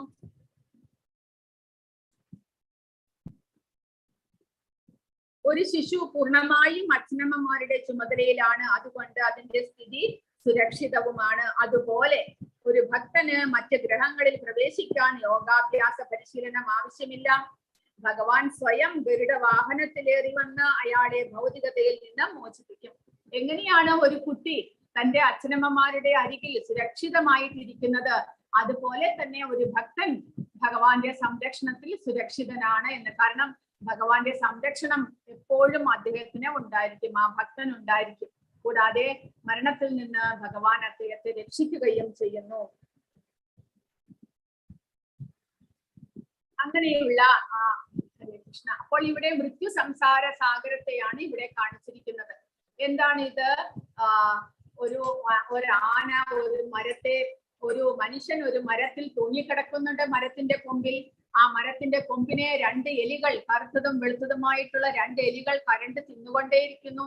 ഒരാനയാണെങ്കിലോ ആ മരത്തെ കുലുക്കി വീഴ്ത്താൻ നോക്കുന്നു. ഈ മനുഷ്യന്റെ മുകളിലാണെങ്കിൽ ഒരു തേനീച്ച കൂടുണ്ട്. ആ തേനീച്ചക്കൂട്ടിൽ നിന്ന് ഇറ്റിച്ച് വീഴുന്ന തേൻ നുകർന്നുകൊണ്ട് സന്തോഷിച്ചിരിക്കുകയാണ് ആ മനുഷ്യൻ. താഴെയാണെങ്കിലോ ഒരു വലിയ കിണറും അതിൽ അനേകം സർപ്പങ്ങളും. അതിനെ ഒന്നും ഈ മനുഷ്യൻ കാണുന്നില്ല. മനുഷ്യൻ എന്താണ് ആസ്വദിക്കുന്നത്? ആ തേനീച്ചക്കൂട്ടിൽ നിന്ന് വീഴുന്ന തേൻ. അതോടൊപ്പം തന്നെ അരികിലായിട്ട് ഭഗവാൻ തന്റെ കൈ നീട്ടി നിൽക്കുന്നുണ്ട്. അതൊന്നും തന്നെ ഈ മനുഷ്യൻ കാണുന്നില്ല. അതുപോലെ തന്നെ ഈ മൃത്യു സംസാര സാഗരത്തിൽ അകപ്പെട്ടിരിക്കുകയാണ് നമ്മൾ എല്ലാവരും എന്ന്. അപ്പോൾ ഈ ആന നമ്മുടെ മുൻ ജന്മ കർമ്മഫലത്തെയാണ് കുറിക്കുന്നത്. ആന മുൻ ജന്മ കർമ്മഫലങ്ങൾ. മനുഷ്യൻ തൂങ്ങിക്കിടക്കുന്ന മരക്കൊമ്പാണെങ്കിലോ നമ്മുടെ ആയുസ്, നമ്മുടെ ഈ ജന്മമാണ് അത്. ഈ ജന്മത്തിൽ നമുക്ക് എത്രമാത്രം ആയുസ്സുണ്ടോ ആ ആയുസ്സിനെ രാവും പകലുമായിട്ടുള്ള കറുത്തതും വെളുത്തതുമായിട്ടുള്ള 2 എലികൾ തിന്ന് കരണ്ട് അതിനെ ഇല്ലാതാക്കുകയാണ്. അതായത് നമ്മുടെ ആയുസ് പകലും രാത്രിയുമായിട്ട് ഓരോ ദിവസവുമായിട്ട് നമ്മുടെ ആയുസ് കുറഞ്ഞു വരുന്നു. അതിനെ നമ്മൾ അറിയുന്നില്ല. കാരണം ആ മനുഷ്യൻ ആ മരക്കൊമ്പ്, അതായത് നമ്മുടെ ഈ ജന്മത്തിൽ മുറുക്ക പിടിച്ച് എന്തെങ്കിലും ഭൗതികമായിട്ടുള്ള ആഗ്രഹത്തോടു കൂടി ആഗ്രഹ സാഫല്യത്തിനായിക്കൊണ്ട് ഇങ്ങനെ പ്രവർത്തിച്ചു കൊണ്ടേയിരിക്കുന്നു. പക്ഷേ നമ്മുടെ ആയുസ് കുറഞ്ഞു വരുന്നത്, രാവും പകലുമായിട്ട് നമ്മുടെ ആയുസ്സിനെ എടുക്കുന്നത് നമ്മൾ അറിയുന്നില്ല. അപ്പോൾ ഈ ആന ആ മരക്കൊമ്പിനെ കുലുക്കുമ്പോൾ ആ തേനീച്ചക്കൂട്ടിൽ നിന്ന് തേൻ തുള്ളികൾ വീഴുന്നു, തേനീച്ചകളും വീഴുന്നുണ്ട്. ആ തേൻ തുള്ളികളും തേനീച്ചയും സുഖവും ദുഃഖവുമാണ് എന്ന് പറഞ്ഞാൽ മുൻജന്മ കർമ്മ ഫലത്തിന്റെ ആ മുൻജന്മ കർമ്മ ഫലമായിട്ടുള്ള ആന ആ മരമാകുന്ന ആ വൃക്ഷത്തെ, അതായത് ഈ ജന്മത്തെ കുലുക്കുമ്പോൾ എന്ത് സംഭവിക്കുന്നു? ഈ ജന്മത്തിൽ സുഖവും ദുഃഖവുമായിട്ട് നമ്മൾ അനുഭവിക്കുന്ന നമ്മുടെ മുൻജന്മ കർമ്മ ഫലം. അതാണ് സുഖമായിട്ട് തേൻ തുള്ളികളും ദുഃഖമായിട്ട് ആ തേനീച്ചകൾ വന്ന് ആ മനുഷ്യനെ കടിക്കുകയും ചെയ്യുന്നു. അത് രണ്ടും സുഖവും ദുഃഖവുമാണ് എന്ന്. അപ്പോൾ കർമ്മഫലം നമ്മളെ ബാധിക്കുമ്പോഴാണ് ഈ സുഖവും ദുഃഖവുമായിട്ട് ഇതെല്ലാം നമ്മൾ അനുഭവിക്കുന്നത്. താഴെ കാണുന്ന കിണർ എന്ന് പറയുന്നത് നമ്മുടെ അടുത്ത ജന്മമാണ്. ആ അടുത്ത ജന്മത്തിൽ നമുക്ക് അനുഭവിക്കാനുള്ളതാണ് സർപ്പങ്ങൾ എന്ന്. അപ്പോൾ ഈ ചുറ്റുപാടും നടക്കുന്നതൊന്നും, അതായത് തന്റെ ആയുസ് കുറഞ്ഞു വരുന്നു, രാത്രി പകലായിട്ട് തന്റെ ആയുസ് കുറഞ്ഞു വരുന്നു. കൂടാതെ അടുത്ത ജന്മത്തിലേക്ക് തന്റെ പ്രവർത്തികളാണ് തന്റെ അടുത്ത ജന്മത്തിനെ സാധൂകരിക്കും. തനിക്ക് ഏത് ജന്മമാണ് വരേണ്ടത്, എന്തെല്ലാം കർമ്മം അനുഭവിക്കണം എന്നുള്ളതെല്ലാം ഈ ജന്മത്തിൽ താൻ ചെയ്യുന്ന പ്രവർത്തികൾ അനുസരിച്ചിരിക്കും. അതൊന്നും തന്നെ ആ മനുഷ്യൻ അറിയുന്നില്ല. ആ മനുഷ്യൻ എന്താണ് ചെയ്യുന്നത്? ആ തന്റെ കർമ്മഫലം അനുസരിച്ച് തനിക്ക് ലഭിക്കുന്ന ആ സുഖമാകുന്ന തേൻ തുള്ളിയെ നക്കുവാനായിട്ട് വെമ്പൽ പൂണ്ട് ആർത്തിയോടുകൂടി ഇരിക്കുകയാണ്. ആ സുഖത്തെ അനുഭവിക്കാനായിട്ട് ആർത്തിയോടുകൂടി ഇരിക്കുന്നു. അതായത് ദുഃഖം വന്നിട്ട് ആ തേനീച്ച വന്ന് തന്റെ ദേഹത്തെ മുഴുവനും കടിക്കുന്നുണ്ട്. അതൊന്നും കാര്യമാക്കുന്നില്ല. ക്ലേശങ്ങളൊന്നും തന്നെ നമ്മൾ മനുഷ്യർ കാര്യമാക്കുന്നില്ല. കാരണം അതിന്റെ ഇടയിൽ നമുക്ക് എപ്പോഴെങ്കിലും കുറച്ചെങ്കിലും സുഖം ലഭിക്കും. ഓ, അത് മതി നമുക്ക്. ആ സുഖത്തെ അനുഭവിക്കുവാനായിട്ട് എത്രമാത്രം ക്ലേശങ്ങൾ അനുഭവിക്കേണ്ടി വന്നാലും നമ്മൾ അത് കാര്യമാക്കുന്നില്ല. നമ്മുടെ ഈ ജന്മമാണ് നമ്മുടെ അടുത്ത ജന്മത്തിന് നാന്തിയിടുന്നത് എന്ന് അതും നമ്മൾ കാര്യമാക്കുന്നില്ല. നമ്മൾ ഇറ്റിറ്റായിട്ട് ലഭിക്കുന്ന കുറേശ്ശെയുള്ള സുഖത്തെ നമ്മൾ ആഗ്രഹിച്ചു കൊണ്ടേയിരിക്കുന്നു എന്ന്. അപ്പോൾ അടുത്ത് തന്നെ ഭഗവാൻ നിൽക്കുന്നുണ്ട്. ഭഗവാൻ നമ്മുടെ കൈനീട്ടി നമ്മുടെ ക്ലേശങ്ങളിൽ ദുരിതങ്ങളിൽ നിന്ന്, ഈ മൃത്യു സംസാര സാഗരത്തിൽ നിന്ന് നമ്മളെ മോചിപ്പിക്കുവാനായിട്ട് കൈനീട്ടി നിൽക്കുന്നു. പക്ഷെ നമ്മൾ അങ്ങോട്ട് തിരിഞ്ഞു നോക്കുന്നത് പോലുമില്ല. കാരണം പരമാത്മാവായിട്ട് ഭഗവാൻ നമ്മുടെ ഹൃദയത്തിൽ വാഴുന്നുണ്ട്. പക്ഷെ നമ്മൾ ആ പരമാത്മാവിലേക്ക് തിരിയുന്ന പോലുമില്ല. ഇതാണ് മൃത്യു സംസാര സാഗരത്തെ ഇവിടെ കാണിക്കുന്നത്. അപ്പോൾ അങ്ങനെയുള്ള ഈ ഭവസാഗരത്തെ നിന്നുള്ള മോചനം ഭഗവാന്റെ ഭക്തിയുദ്ധ സേവനം കൊണ്ട് സാധ്യമാകുന്നു. അപ്പോൾ അങ്ങനെയാണെങ്കിൽ ആ ഭഗവാൻ ഇവിടെ 8ാമത്തെ ശ്ലോകം മുതൽ 12ാമത്തെ ശ്ലോകം വരെ എങ്ങനെ ഭക്തിയുത സേവനം ചെയ്യുവാൻ സാധിക്കും, എങ്ങനെയാണ് ഭഗവാനെ ശുദ്ധ ഭക്തിയിലേക്ക് നമ്മൾ ഉയരുന്നത്, എങ്ങനെ അതിന് അവരോഹണ ക്രമത്തിൽ ആദ്യം ഏറ്റവും ശ്രേഷ്ഠമായത്, പിന്നീട് അതിനേക്കാൾ കുറഞ്ഞ ശ്രേഷ്ഠമായത്, അങ്ങനെയാണ് ഭഗവാൻ പറയുന്നത്. ഇപ്പോൾ 8ാമത്തെ ശ്ലോകമാണ് ഏറ്റവും ശുദ്ധ ഭക്തി. കേവല ഭക്തി എന്നല്ല നമ്മൾ പറയുന്ന ആ ശുദ്ധ ഭക്തിയാണ് ഈ 8ാമത്തെ ശ്ലോകം. മയ്യേവ മനഃധത്സ്വ മയി ബുദ്ധിം നിവേശയ നിവശിഷ്യസി മയ്യേവ അത ഊർധ്വം ന സംശയഃ. പരമദിവ്യോത്മ പുരുഷനായ എന്നിൽ മനസ്സുറപ്പിച്ച് ബുദ്ധിയെ വ്യാപരിപ്പിക്കുക. അപ്രകാരം നീ എല്ലായ്പ്പോഴും എന്നിൽ തന്നെ വാഴും, സംശയമില്ല. എങ്ങനെ ഭഗവാനിൽ തന്നെ ഉറച്ചു നിൽക്കുവാൻ സാധിക്കും? നമ്മുടെ മനസ്സിൽ എങ്ങനെ ഭഗവാനെ പ്രതിഷ്ഠിക്കുവാൻ സാധിക്കും? 24 മണിക്കൂറും ഭഗവാനെ തന്നെ എങ്ങനെ ഓർത്തുകൊണ്ടിരിക്കുവാൻ സാധിക്കും എന്നുള്ള വഴിയാണ് ഭഗവാൻ ഇവിടെ പറയുന്നത്. ഭഗവാനിൽ തന്നെ മനസ്സുറപ്പിച്ച് ബുദ്ധിയെ വ്യാപരിപ്പിക്കുക. ബുദ്ധി കൊണ്ട് നമ്മൾ വേറെ കാര്യങ്ങളൊന്നും തന്നെ ചെയ്യേണ്ടതില്ല. കാരണം മനസ്സിൽ ഭഗവാനെ ഉറപ്പിക്കുക, അതായത് മനസ്സാണ് നമുക്ക് പല വിധത്തിലുള്ള ചിന്തകളും പ്രവർത്തി ചെയ്യാനുള്ള ഓരോ ഐഡിയയും എല്ലാം തരുന്നത്, പ്ലാൻ എല്ലാം ചെയ്യുന്നത് മനസ്സാണ്. പക്ഷെ മനസ്സിൽ ഭഗവാനെ നിർത്തുക, ഭഗവാനെ ഉറപ്പിക്കുക, ഭഗവാനിൽ മനസ്സ് ഉറപ്പിക്കുക. കൂടാതെ ബുദ്ധി ഉപയോഗിച്ച് ഭഗവാന്റെ സേവകൾ മാത്രം ചെയ്യുക. അല്ലാതെ ബുദ്ധി ഉപയോഗിച്ച് ഭൗതികമായിട്ടുള്ള ഒന്നും തന്നെ ചെയ്യേണ്ട ആവശ്യമില്ല. ഭഗവാനെ തന്നെ സേവിക്കാൻ വേണ്ടിയിട്ട് ബുദ്ധി ഉപയോഗിക്കുക. അങ്ങനെ എല്ലായ്പ്പോഴും ഭഗവാനിൽ തന്നെ വാഴുവാൻ സാധിക്കുമെന്ന്. ഭക്തൻ ജീവിക്കുന്നത് ഭൗതിക തലത്തിലല്ല, ശ്രീകൃഷ്ണനിലാണ്. ഭഗവാന്റെ തിരുനാമത്തിനും ഭഗവാനും തമ്മിൽ വ്യത്യാസമില്ല. ഭക്തൻ ഹരേ കൃഷ്ണ കൃഷ്ണ കൃഷ്ണ ഹരേ ഹരേ, ഹരേ രാമ രാമ രാമ ഹരേ ഹരേ എന്ന മഹാമന്ത്രം ഉച്ചരിക്കുമ്പോൾ ഭഗവാൻ കൃഷ്ണനും അദ്ദേഹത്തിന്റെ അന്തരംഗ ശക്തിയും ആ നാവിന്മേൽ നൃത്തമാടുകയാണ്. ഭക്തൻ കൃഷ്ണനായി നൈവേദ്യം അർപ്പിക്കുമ്പോൾ ഭഗവാൻ സ്വയം അത് ആസ്വദിക്കുന്നു. അങ്ങനെയാണ് നമ്മൾ ഭഗവാനെ ധ്യാനിച്ചുകൊണ്ട് ഭഗവാനിൽ മനസ്സുറപ്പിച്ചുകൊണ്ട് നമ്മൾ ജീവിക്കേണ്ടത് ഇങ്ങനെയാണ്. അതായത് നമ്മൾ മനസ്സിലാക്കിക്കൊണ്ട്, അതായത് നമ്മൾ ഭഗവാന്റെ ഹരേ കൃഷ്ണ മഹാമന്ത്രം ജപിക്കുമ്പോൾ സ്വയം ഭഗവാൻ അവിടെ പ്രത്യക്ഷത്തിലുണ്ട്. നമ്മൾ ഭഗവാനെ നിവേദിക്കുമ്പോൾ, ആ ഭക്തിയോടുകൂടി നിവേദിക്കുമ്പോൾ ഭഗവാൻ അത് സ്വീകരിക്കുന്നുണ്ട്. ബാക്കിയുള്ളത് പ്രസാദമാണ്, അത് നമ്മൾ വേസ്റ്റ് ചെയ്യാൻ പാടില്ല.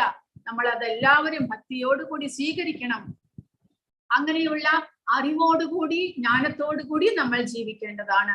അങ്ങനെ നമ്മൾക്ക് ക്രമേണ ഭക്തിയിലേക്ക് മുന്നേറുവാനായിട്ട് സാധിക്കും. പക്ഷേ ഇങ്ങനെയുള്ള ശുദ്ധ ഭക്തി നമുക്ക് ചെയ്യുവാൻ സാധിക്കുകയില്ല എങ്കിൽ, കാരണം നമ്മൾ ഭൗതിക പ്രപഞ്ചത്തിലാണ്, നമുക്ക് ഒരുപാട് കടമകളും ചുമതലകളും എല്ലാം ഉണ്ട്. അതിന്റെ ഇടയിൽ സദാസമയവും ഭഗവാനെ ധ്യാനിച്ചു കൊണ്ടിരിക്കുവാൻ സാധ്യമല്ല. അങ്ങനെയെങ്കിൽ ആ ഒരു അവസ്ഥയിലേക്ക് നമ്മൾ ഉയർന്നിട്ടില്ല എങ്കിൽ, അതായത് ശുദ്ധഭക്തിയിലേക്ക് നമ്മൾ എത്തിയിട്ടില്ലെങ്കിൽ, നമ്മൾ എങ്ങനെ ഭഗവാനെ പ്രാപിക്കുവാനായിട്ട് എന്തെല്ലാം ചെയ്യണം?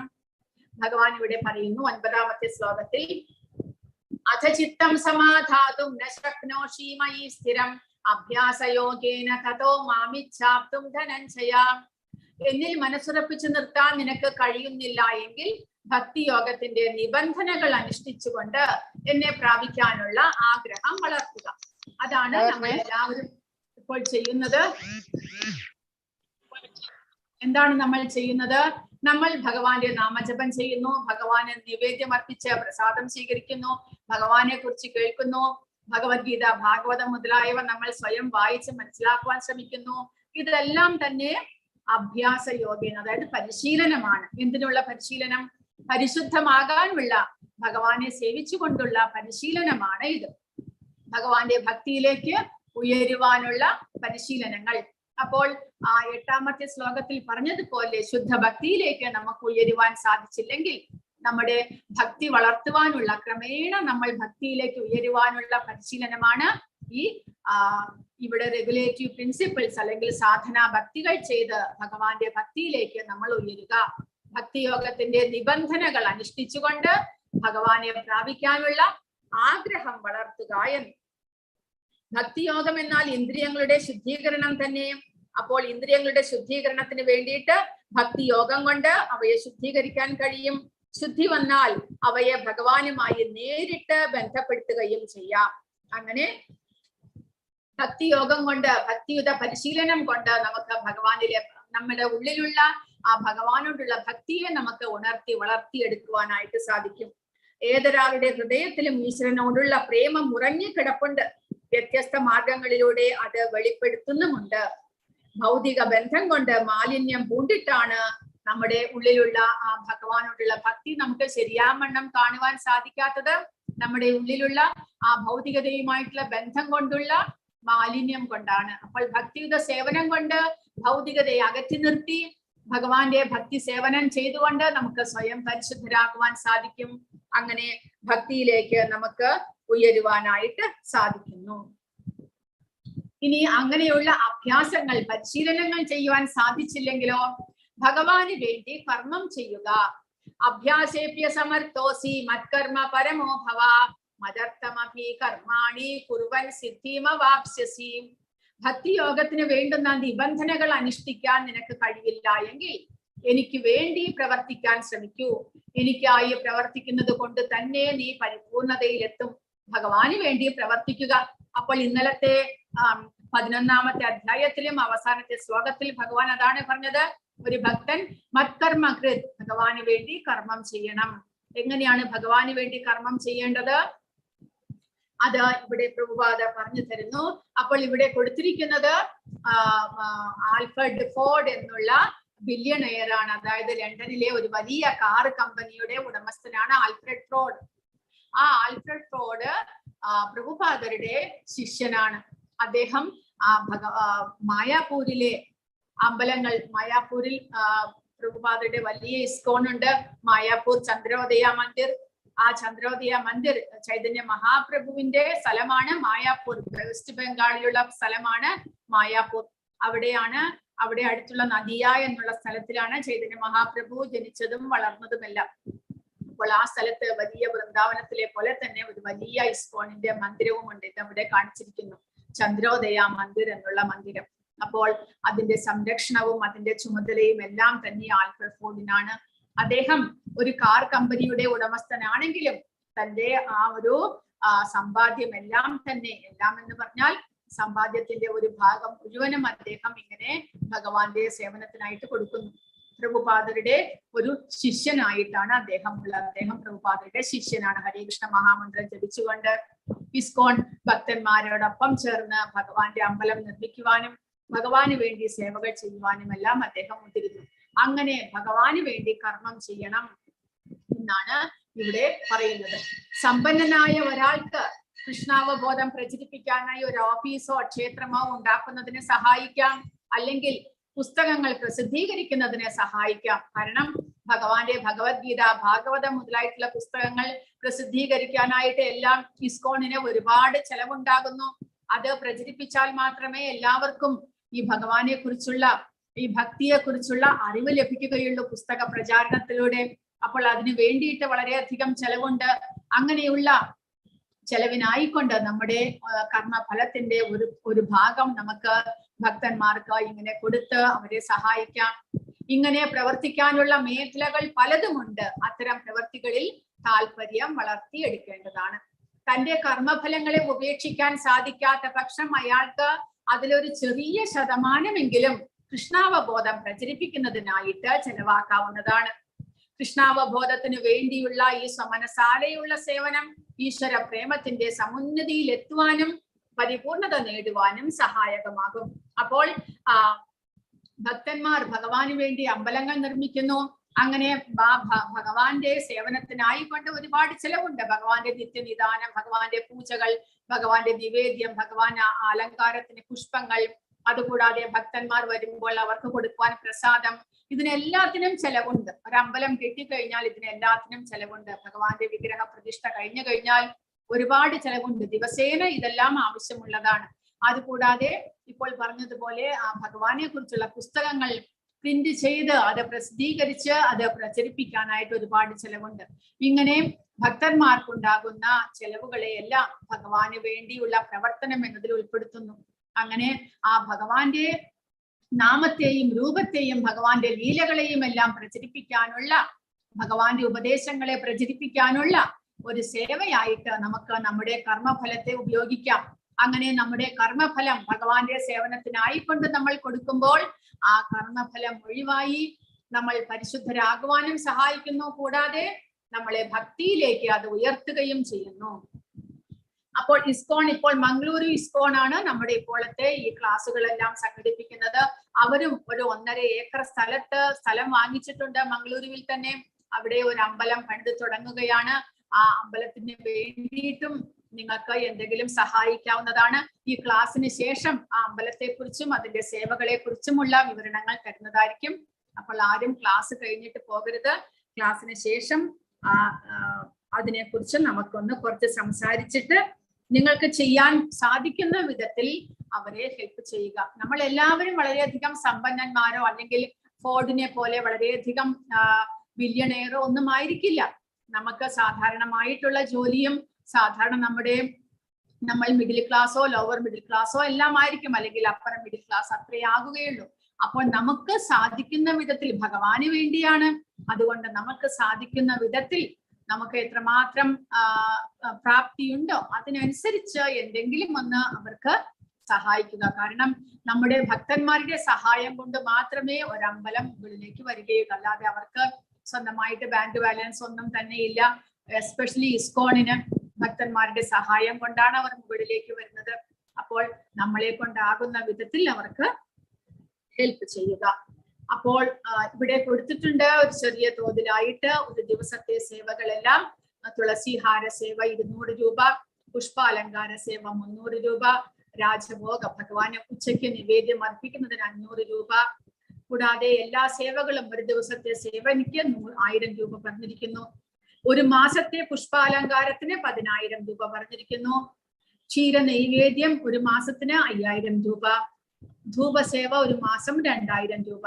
കൂടാതെ ലൈഫ് പേട്രൺ എന്നൊരു പരിപാടിയുണ്ട്. അതായത് ഇസ്കോണിന്റെ മെമ്പർ ആവുക എന്ന്, ആജീവനാന്ത മെമ്പർ ആകുക ഇസ്കോണിന്റെ. അങ്ങനെ ആജീവനാന്ത മെമ്പർ ആയി കഴിഞ്ഞാൽ നിങ്ങൾക്ക് ഒരു കാർഡ് തരുന്നു. ഇസ്കോണിന്റെ ലൈഫ് പേട്രൺ എന്ന് പറഞ്ഞുകൊണ്ട് ഒരു കാർഡ് തരുന്നു. ആ കാർഡ് നിങ്ങൾക്ക് ഇസ്കോണിന്റെ ഈ ലോകത്തുള്ള ഏത് ഇസ്കോണിലും നിങ്ങൾക്ക് സഞ്ചരിച്ച് അവിടെ വർഷത്തിൽ ഒരു തവണ ഒരു ദിവസമോ 2 ദിവസമോ അവിടെ താമസിക്കാനുള്ള സൗകര്യം അവർ തരുന്നതായിരിക്കും.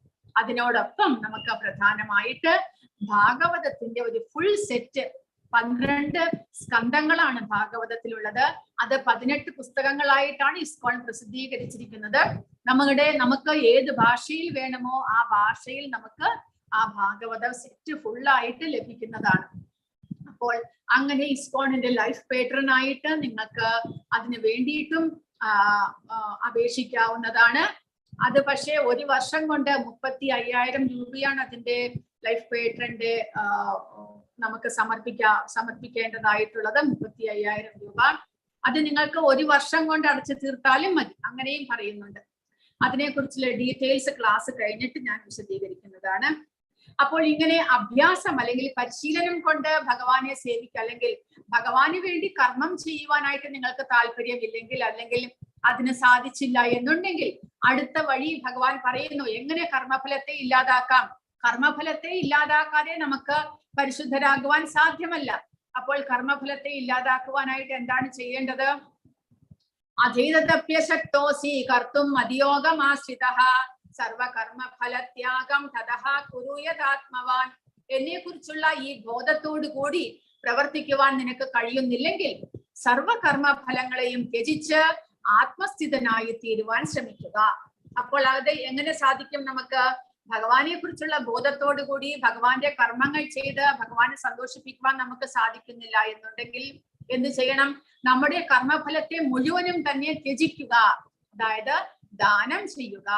നമ്മളിപ്പോൾ അനാഥാശ്രമത്തിന് അല്ലെങ്കിൽ ഏതെങ്കിലും ഹോസ്പിറ്റൽ കെട്ടുവാൻ അല്ലെങ്കിൽ ഏതെങ്കിലും ഇങ്ങനെയുള്ള സാമൂഹികമായിട്ടുള്ള സേവനത്തിനായിക്കൊണ്ട് നമ്മുടെ കർമ്മഫലത്തെ അല്ലെങ്കിൽ നമ്മൾ ചിലപ്പോൾ സമ്പന്നരായിട്ടുള്ളവർ അവർ കൂട്ടി വെച്ചിരിക്കുന്ന ധനത്തെ ചിലപ്പോൾ എല്ലാം ദാനം ചെയ്യും. ഇതുപോലെ അനാഥാലയം കെട്ടുവാൻ, ഹോസ്പിറ്റൽ കെട്ടുവാൻ, സ്കൂൾ ഉണ്ടാക്കുവാൻ അല്ലെങ്കിൽ വേറെ ഏതെങ്കിലും സാമൂഹ്യ പ്രവർത്തനങ്ങൾക്ക് വേണ്ടിയിട്ടെല്ലാം ദാനം ചെയ്യും. അഗതി മന്ദിരം മുതലായവ ഉണ്ടാക്കാനായിട്ടല്ല.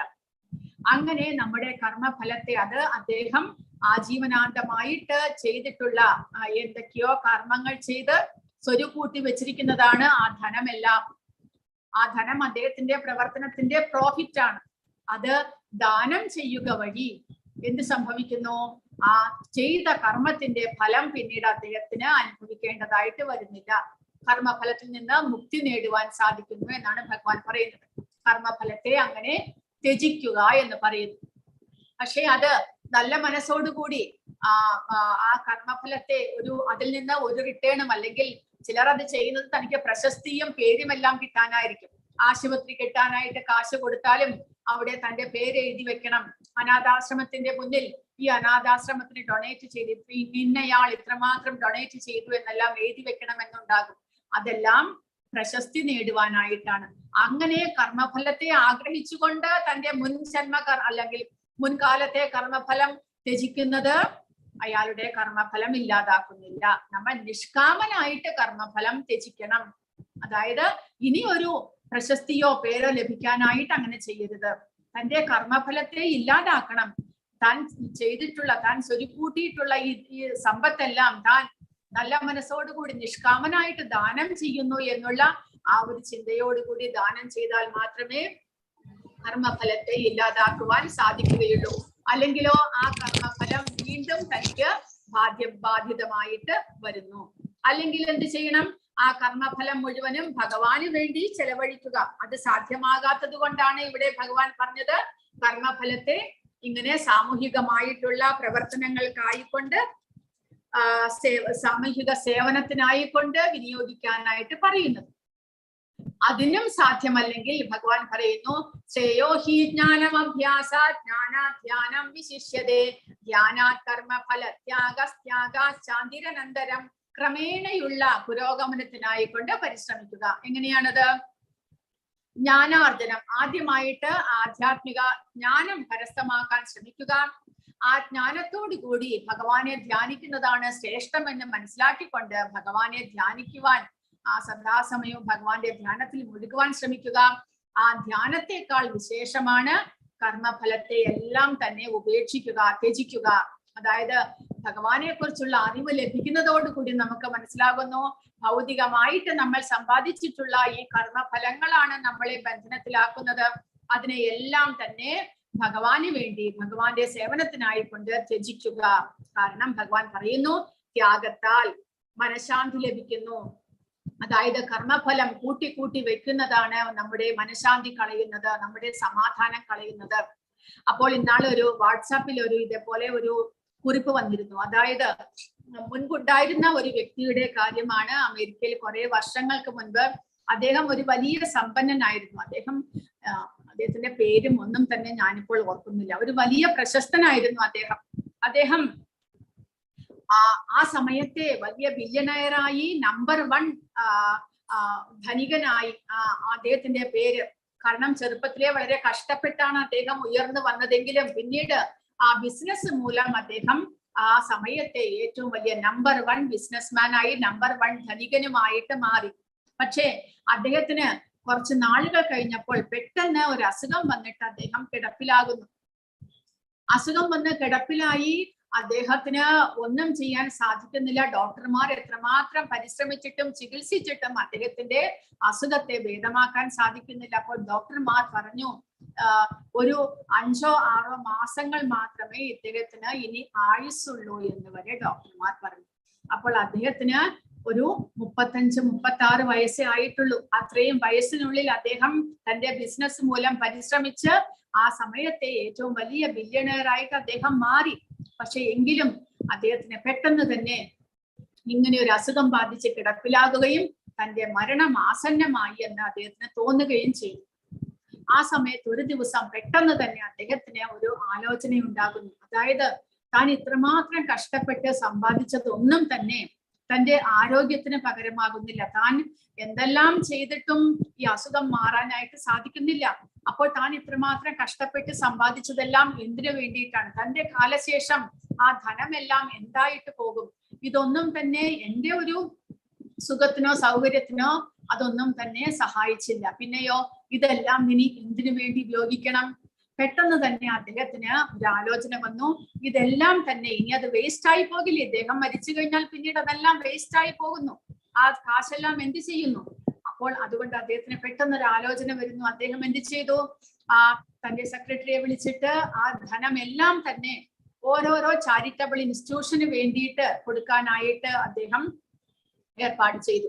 അപ്പോൾ അങ്ങനെയാണ് അദ്ദേഹം ആ സമയത്തെ വലിയ വലിയ ഇതേപോലെ അനാഥാലയങ്ങളും ഹോസ്പിറ്റൽ ഉണ്ടാക്കാനായിട്ട്, പിന്നീട് സ്കൂളുകൾ തുറക്കാനായിട്ട്, അതേപോലെ തന്നെ റിസർച്ച് ഫൗണ്ടേഷന് വേണ്ടിയിട്ടും അദ്ദേഹം ഒരുപാട് ഇതേപോലെ കാശ് ഡൊണേറ്റ് ചെയ്തു അത്രേ.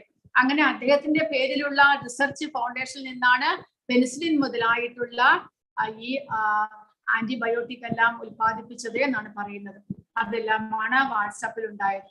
അപ്പോൾ ഇദ്ദേഹത്തിന്റെ ധനമെല്ലാം ഇങ്ങനെ ഇദ്ദേഹം ഡൊണേറ്റ് ചെയ്ത് വരുംതോറും എന്ത് സംഭവിച്ചു എന്നാൽ അദ്ദേഹത്തിന്റെ അസുഖം കുറേശ്ശെയായിട്ട് മാറി വരാൻ തുടങ്ങി. അപ്പോൾ വെറും ഒരു 40-45 വയസ്സിനുള്ളിൽ മരിക്കും എന്ന് പറഞ്ഞിരുന്ന വ്യക്തി പിന്നീട് 98 വയസ്സ് വരെ ജീവിച്ചു അത്രേ. അങ്ങനെയാണ് വാട്സാപ്പിൽ വന്നത്. അപ്പോൾ ആ കർമ്മഫലം അദ്ദേഹം ആ കൂട്ടി വെച്ച ആർത്തിയോടുകൂടി അദ്ദേഹം ആ ധനം സമ്പാദിക്കാനായിട്ട് അത്രയേറെ വ്യഗ്രതയായിരുന്നു അദ്ദേഹത്തിന്. ആ ബിസിനസ് മൂലം താൻ എങ്ങനെ ഈ ലോകത്തിലെ തന്നെ ഏറ്റവും വലിയ പണക്കാരനാകണം, ഓരോരോ ബിസിനസ് പുതിയതായിട്ട് അതിൽ മാത്രമായിരുന്നു അദ്ദേഹത്തിന്റെ ചിന്ത. അങ്ങനെ അദ്ദേഹം ധനം സമ്പാദിച്ച് കൂട്ടിയതിന് കണക്കില്ല. അതപ്പോൾ എങ്ങനെ സമ്പാദിച്ചു? അതെല്ലാം അദ്ദേഹത്തിന്റെ കർമ്മമാണ്. ആ കർമ്മത്തിന്റെ ഫലം അടിഞ്ഞു കൂടിയത് വഴി ആ കർമ്മത്തിന്റെ ഫലം അദ്ദേഹത്തിന്റെ ആരോഗ്യത്തെ ബാധിക്കുന്നു, ആയുസ്സിനെ ബാധിക്കുന്നു.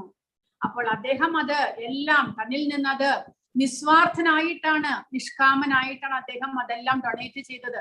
ഇനി അതുകൊണ്ട് തനിക്ക് ആവശ്യമേ ഇല്ല എന്ന് വിചാരിച്ചിട്ട് അതിൽ ആസക്തി ഇല്ലാതെ അദ്ദേഹം അത് ഡൊണേറ്റ് ചെയ്യുന്നതും അദ്ദേഹത്തിന്റെ ആരോഗ്യം ക്രമേണ തിരിച്ചു വരുന്നു.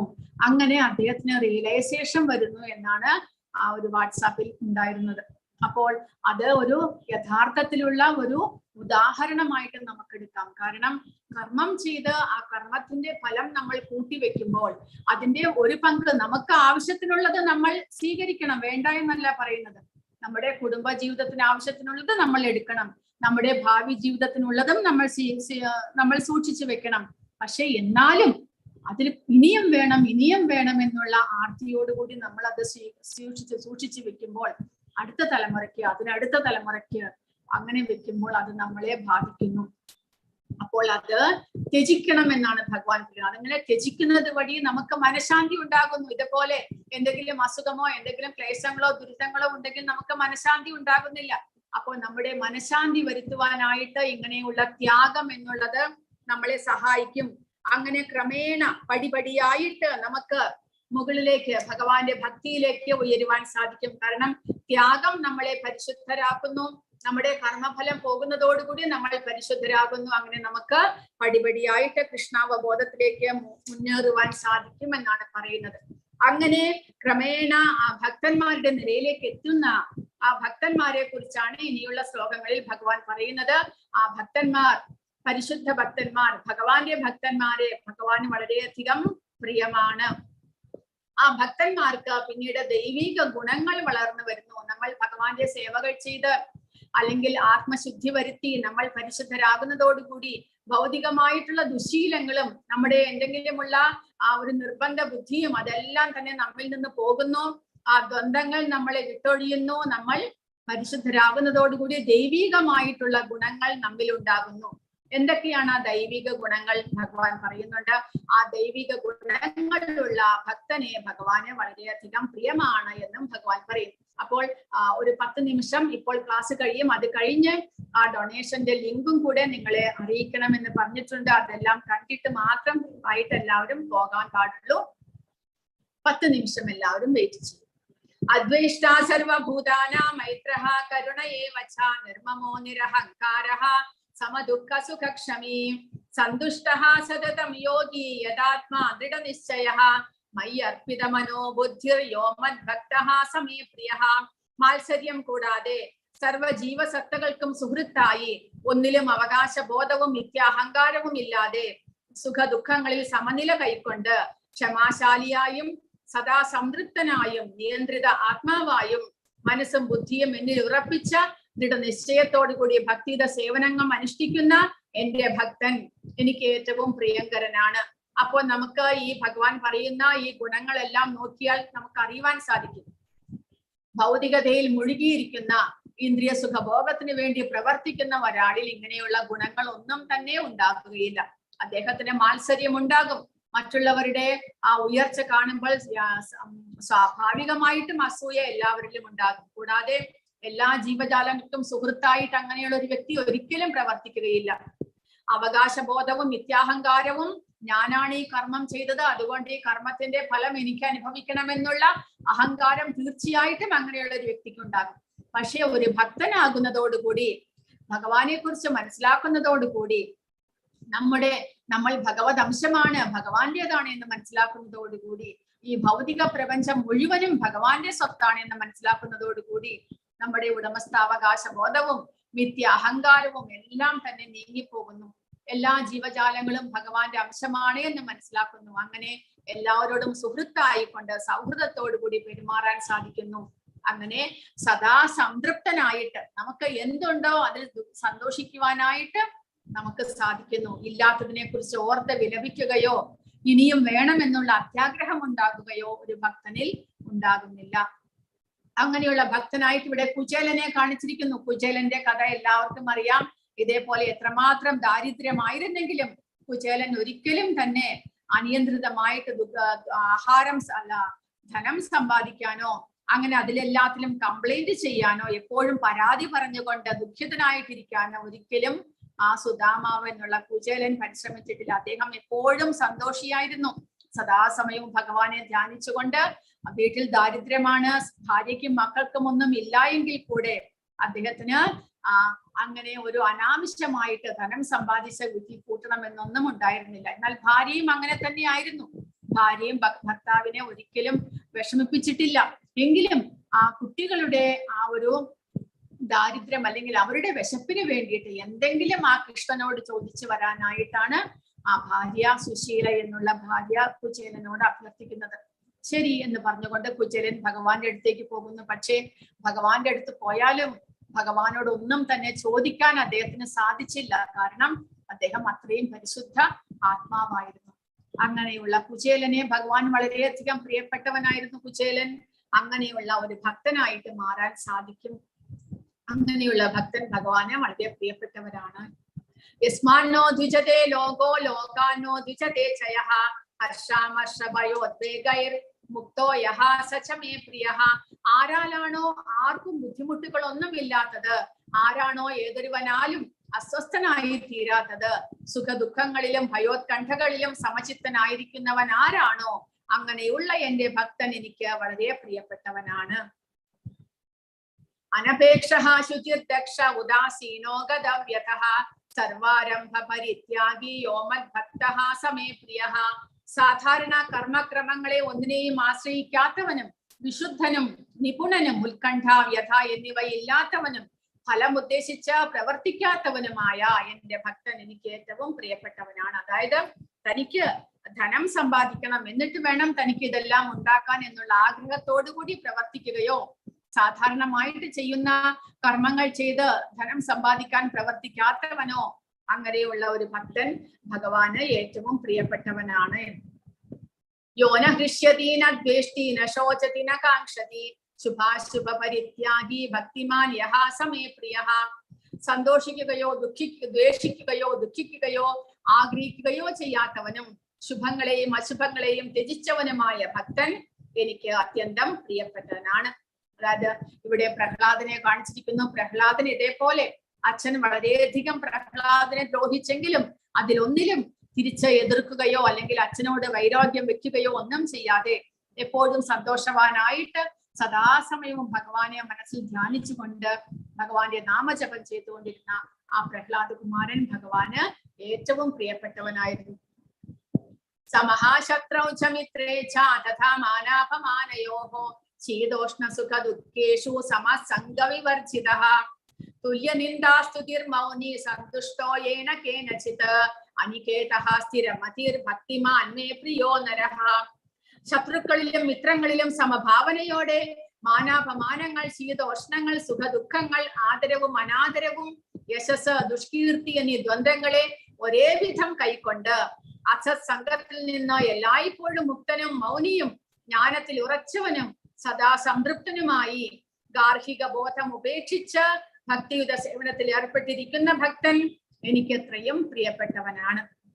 അപ്പോൾ അങ്ങനെയുള്ള ഭക്തന്മാർ ശത്രുക്കളായാലും മിത്രങ്ങളായാലും അപമാനങ്ങൾ വന്നാലും സുഖ ദുഃഖങ്ങൾ വന്നാലും എല്ലാത്തിനെയും സമഭാവനയോടുകൂടി സ്വീകരിക്കാൻ ശ്രമിച്ച ഭക്തൻ. ഇവിടെ അംബരീഷ മഹാരാജാവിന്റെ കഥയാണ് കൊടുത്തിരിക്കുന്നത്. അംബരീഷ മഹാരാജാവിന് അദ്ദേഹത്തിന്റെ ഭക്തിയിൽ സന്തുഷ്ടനായിട്ട് വിഷ്ണു ഭഗവാൻ ഒരു സുദർശന ചക്രം കൊടുക്കുന്നു അദ്ദേഹത്തിന് സംരക്ഷണത്തിനായിക്കൊണ്ട്. അപ്പോൾ ഒരു ദിവസം അദ്ദേഹം ഏകാദശി വ്രതം നോറ്റ പിറ്റേ ദിവസം ദ്വാദശി പാരണയ്ക്ക് വേണ്ടി അവിടെ എല്ലാവർക്കും ദാനങ്ങളെല്ലാം ചെയ്ത് സ്വയം ആഹാരം കഴിക്കാൻ പുറപ്പെടുമ്പോഴാണ് ദുർവാസ മുനി വരുന്നത്. ദുർവാസ മുനി ഒരു ഭക്തനല്ല, ഒരു യോഗിയായിരുന്നു. യോഗം പരിശീലിച്ച് അനേകം സിദ്ധികളെല്ലാം കൈക്കൊണ്ടിരുന്നു, പക്ഷേ ഭക്തനല്ല. അങ്ങനെയുള്ള ദുർവാസ മുനി വന്നപ്പോൾ അംബരീഷ മഹാരാജാവ് അദ്ദേഹത്തെ സ്വീകരിച്ചിരുത്തി നമുക്ക് ഒരുമിച്ച് ആഹാരം കഴിക്കാമെന്ന് പറഞ്ഞു. പക്ഷെ ദുർവാസ മുനി പറഞ്ഞു, ഞാൻ കുളിച്ചിട്ട് വരട്ടെ, ഇന്ന് ദ്വാദശിയാണ്, ഞാൻ കുളിച്ചിട്ട് വന്നിട്ട് നമുക്ക് ഒരുമിച്ച് ആഹാരം കഴിക്കാമെന്ന്. അദ്ദേഹം കുളിക്കാനായിട്ട് അടുത്തുള്ള നദിയിലേക്ക് പോകുന്നു. പക്ഷെ അവിടെ പോയി അദ്ദേഹം പ്രാണായാമം എല്ലാം ചെയ്തുകൊണ്ട് യോഗ പരിശീലനം ചെയ്തുകൊണ്ടിരുന്നു. സമയം പോകുന്നത് അറിഞ്ഞില്ല. അപ്പോൾ ദ്വാദശി പാരണ സമയം അടുക്കുന്നു.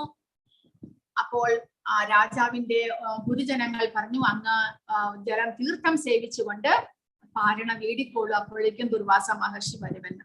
അപ്പോൾ അംബരീഷ മഹാരാജാവ് തീർത്ഥം മാത്രം സേവിച്ചുകൊണ്ട് പാരണ വീടി. പക്ഷെ അത് ദുർവാസ മുനി ജ്ഞാനോദയത്താൽ മനസ്സിലാക്കി. അദ്ദേഹം അവിടെ ദേഷ്യപ്പെട്ട് തന്റെ ജടയിൽ നിന്ന് ഒരു കൃത്യയെ ഉണ്ടാക്കുന്നു. ആ കൃത്യ, അതായത് ഒരു രാക്ഷസി രൂപം, അംബരീഷ മഹാരാജാവിനെ വധിക്കാനായിട്ട് അവിടേക്ക് പാഞ്ഞെടുത്തു. അപ്പോൾ ഒരു ഭക്തനല്ലാത്തത് കൊണ്ട് തന്റെ ദേഷ്യത്തെയും തന്റെ ആ ഇന്ദ്രിയങ്ങളെയും നിയന്ത്രിക്കാനായിട്ട് ദുർവാസ മുനിക്ക് സാധിച്ചില്ല. പക്ഷേ അംബരീഷ മഹാരാജാവ് ഒരു ഭക്തനായതുകൊണ്ട് അദ്ദേഹത്തിന്റെ ഇന്ദ്രിയങ്ങൾക്ക് പൂർണ്ണ നിയന്ത്രണമായിരുന്നു. അദ്ദേഹം ഈ കൃത്യ വരുന്നത് കണ്ടിട്ടും ഒന്നും റിയാക്ഷൻ ഒന്നുമില്ലാതെ കൈകൊണ്ട് ഭഗവാനെ ധ്യാനിച്ചുകൊണ്ട് അദ്ദേഹം അവിടെ നിന്നു. ഭഗവാൻ എല്ലാത്തിനും ഒരു തീരുമാനം ഉണ്ടാക്കുമെന്ന് അദ്ദേഹത്തിന് ഉറപ്പുണ്ടായിരുന്നു. അപ്പോൾ ആ കൃത്യ വരുന്നത് കണ്ടിട്ട് ആ സുദർശന ചക്രം അവിടെ പ്രത്യക്ഷപ്പെട്ടു. രാജാവിന്റെ സംരക്ഷണത്തിന് വേണ്ടിയിട്ടാണ് സുദർശന ചക്രത്തെ ഭഗവാൻ കൊടുത്തിരുന്നത്. ആ സുദർശന ചക്രം വന്ന് ആ കൃത്യയെ വധിക്കുന്നു. കൂടാതെ ദുർവാസ മഹർഷിയുടെ പുറകിലായി സുദർശന ചക്രം. കാരണം രാജാവിനെ പരിക്കേൽപ്പിക്കാനായിട്ട് ദുർവാസ മഹർഷിയല്ലേ പ്രയത്നിച്ചത്. അതുകൊണ്ട് ആ ദുർവാസ മുനി പേടിച്ച് ഓടാൻ തുടങ്ങി. അപ്പോൾ ആ കൃത്യ വരുന്നത് കണ്ടിട്ട് രാജാവിന് പേടി ഉണ്ടായില്ല, കാരണം രാജാവ് ഭക്തനായിരുന്നു. പക്ഷെ സുദർശന ചക്രത്തെ കണ്ടിട്ട് ദുർവാസ മുനി പേടിച്ചോടി ബ്രഹ്മലോകത്തിൽ, ശിവലോകത്തിൽ, അവസാനം വിഷ്ണുലോകത്തിലേക്കും പോയി. ക്ഷീരോദകശായ വിഷ്ണുവിന്റെ സമീപത്തിലേക്കും ദുർവാസ മുനി പോകുകയുണ്ടായി. പക്ഷെ എല്ലാവരും കൈയൊഴിഞ്ഞു. എല്ലാവരും പറഞ്ഞു, ഭഗവാൻ ബ്രഹ്മാവും ശിവനും പറഞ്ഞു, ഇത് ഭഗവാന്റെ ചക്രമാണ്, ഞങ്ങൾക്കൊന്നും ചെയ്യാൻ സാധ്യമല്ല എന്ന്. ഭഗവാൻ വിഷ്ണു പറഞ്ഞു, അഹം ഭക്തപരാധീനഃ, ഞാൻ ഭക്തന്റെ കീഴിലാണുള്ളത്. ഭക്തൻ എന്നിലും ഞാൻ ഭക്തനിലും വസിക്കുന്നു.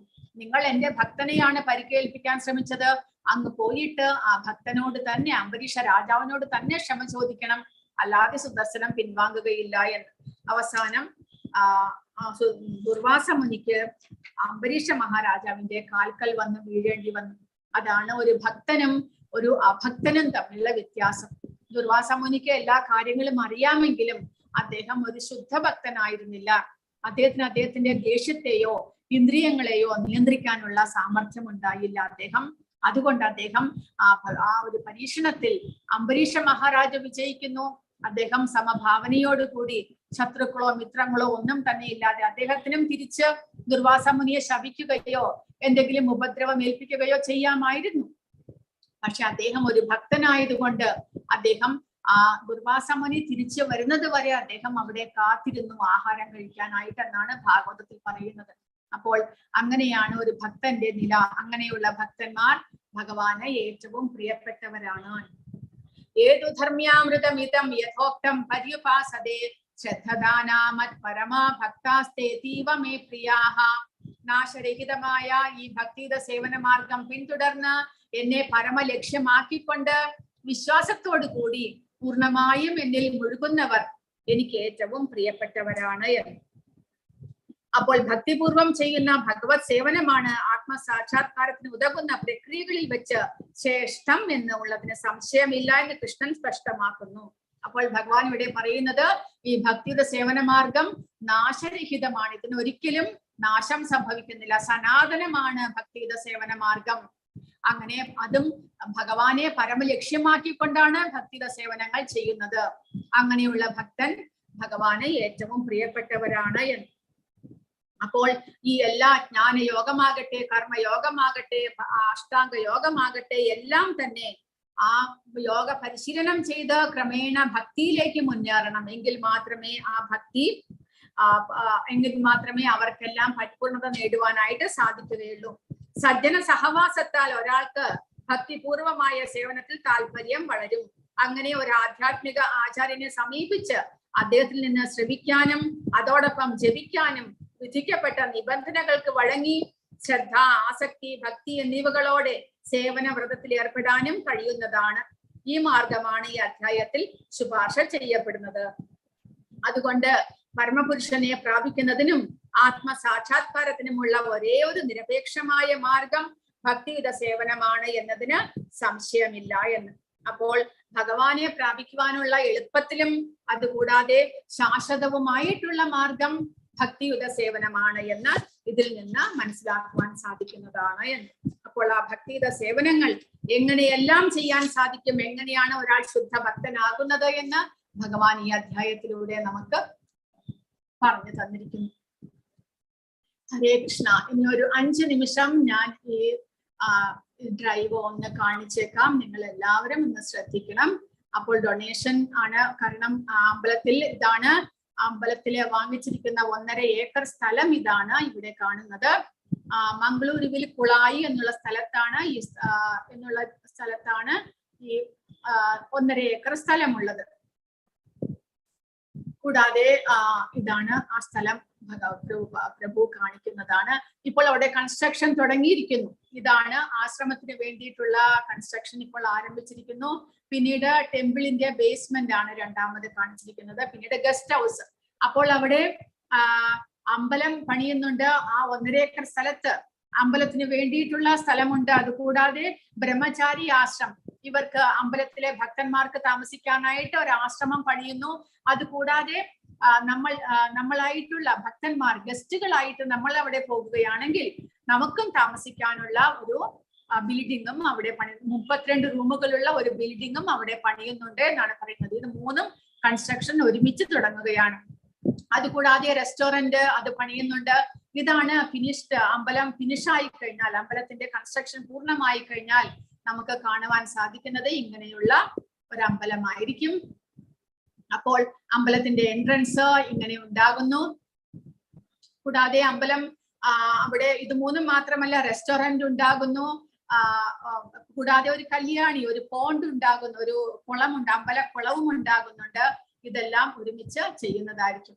ഇനി അങ്ങനെയുള്ള അമ്പലത്തിന് വേണ്ടിയിട്ട് ഒരു ഇഷ്ടികയ്ക്ക് നമ്മൾ ഒരു ഇഷ്ടികയുടെ കണക്കല്ലേ പറയുന്നത്, ഒരു ഇഷ്ടികയ്ക്ക് 1500 രൂപയാണ് അവർ പറഞ്ഞിരിക്കുന്നത്. ഒരു ബ്രിക്കിന് 1500 രൂപ, 2 ബ്രിക്ക് 3000, 5 ബ്രിക്ക് ആണെങ്കിൽ 7500, 10 ബ്രിക്കിന് 15000 രൂപ. അങ്ങനെയുള്ള സേവ, റേസർ പേ, ആ സേവ ചെയ്യാനുള്ള ലിങ്ക് എല്ലാം നിങ്ങളുടെ ഗ്രൂപ്പിൽ ഇടുന്നതായിരിക്കും. അതുകൂടാതെ ഒരടി മണ്ണ് നമ്മൾ ഓഫർ ചെയ്യുകയാണെങ്കിൽ അതിന് 5000 രൂപ, 2 അടിക്ക് 10000, 5 അടിക്ക് 25000, പിന്നെ 10 അടിക്ക് 50000 രൂപ. അങ്ങനെയും ഓഫർ ചെയ്യാവുന്നതാണ്. നമുക്ക് എത്രമാത്രം സാധ്യമാകുന്നോ അതിനനുസരിച്ച് നമ്മുടെ ആ ഒരു ധനത്തിന്റെ അതനുസരിച്ചിട്ട് നമ്മൾ ഡൊണേറ്റ് ചെയ്യുക. കാരണം ഭഗവാന്റെ അമ്പലം ഉയർന്നു വരാൻ വേണ്ടിയിട്ടാണ്. നമ്മൾ എല്ലാവർക്കും കൂടെ അവിടെ സൗകര്യം ഉണ്ടാകുന്നെന്ന് വെച്ചാൽ ഭഗവാന്റെ ദർശനവും അതുകൂടാതെ ആധ്യാത്മികമായിട്ടുള്ള നമ്മുടെ ജ്ഞാനം സമ്പാദനത്തിനും എല്ലാത്തിനും കൂടി ഉപകരിക്കുന്ന വിധത്തിലുള്ള ഒരു അമ്പലമാണ് പണിയുന്നത്. അപ്പോൾ അതിന് വേണ്ടിയിട്ടാണ് പറയുന്നത്. അപ്പോൾ നമ്മളെ കൊണ്ടാകുന്ന സഹായം ചെയ്യുക. ഇത് ലൈഫ് പേട്രൺ നേരത്തെ പറഞ്ഞതുപോലെ ഒരു ആജീവനാന്തം മെമ്പർ ആകുകയാണെങ്കിൽ അതിനുള്ള കാര്യമാണ് ഇവിടെ പറഞ്ഞിരിക്കുന്നത്. ഈ ലോകമെമ്പാടുമുള്ള ഇസ്കോൺ അമ്പലങ്ങളാണ് ഇവിടെ കൊടുത്തിരിക്കുന്നത്. ഈ ലോകമെമ്പാടുള്ള ഇസ്കോൺ അമ്പലങ്ങളിലും നിങ്ങൾക്ക് പോയിട്ട് ഒരു ദിവസം 2 ദിവസം അവിടെ നിങ്ങൾക്ക് ഫ്രീ ആയിട്ട് താമസിക്കാനായിട്ട്, ഇന്ത്യയിലും പുറത്തുമുള്ള അമ്പലങ്ങളിലെല്ലാം തന്നെ നിങ്ങൾക്ക് ഫ്രീ ആയിട്ട് താമസിക്കാൻ സാധിക്കും.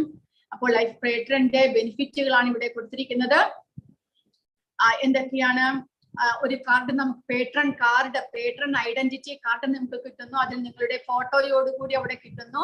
അപ്പോൾ നിങ്ങൾക്കും നിങ്ങളുടെ ഡിപ്പെൻഡൻസിനും ഈ കാർഡ് ഉപയോഗിക്കാനായിട്ട് സാധിക്കുന്നതാണ്. അപ്പോൾ ഇസ്കോണിന്റെ എല്ലാ സെന്ററിലേക്കും ഇത് ഉപയോഗപ്രദമാകും. അതുകൂടാതെ അത് നമ്മൾ ആ അമ്പലങ്ങളിൽ പോയി കഴിഞ്ഞാൽ നമുക്ക് വർഷത്തിൽ ഒരു തവണ 3 ദിവസമാണ് ഇവിടെ കൊടുത്തിരിക്കുന്നത്. 3 ദിവസം നമുക്ക് ഓരോ സെന്ററിലും ഫ്രീ ആയിട്ട് നമുക്ക് താമസിക്കാനായിട്ട് സാധിക്കുന്നു. ഇസ്കോണിന്റെ ഏത് സെന്ററിൽ പോയാലും നമുക്കത് സാധിക്കുന്നു. അതുകൂടാതെ ഒരു സെറ്റ് ബുക്കും കിട്ടുന്നു.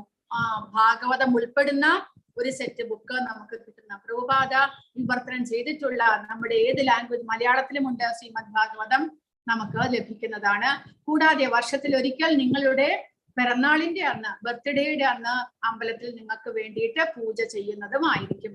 അപ്പോൾ കൂടാതെ നിങ്ങൾ ചെയ്യുന്ന ഡൊണേഷൻ ടാക്സ് എക്സംഷനും ഉണ്ട്.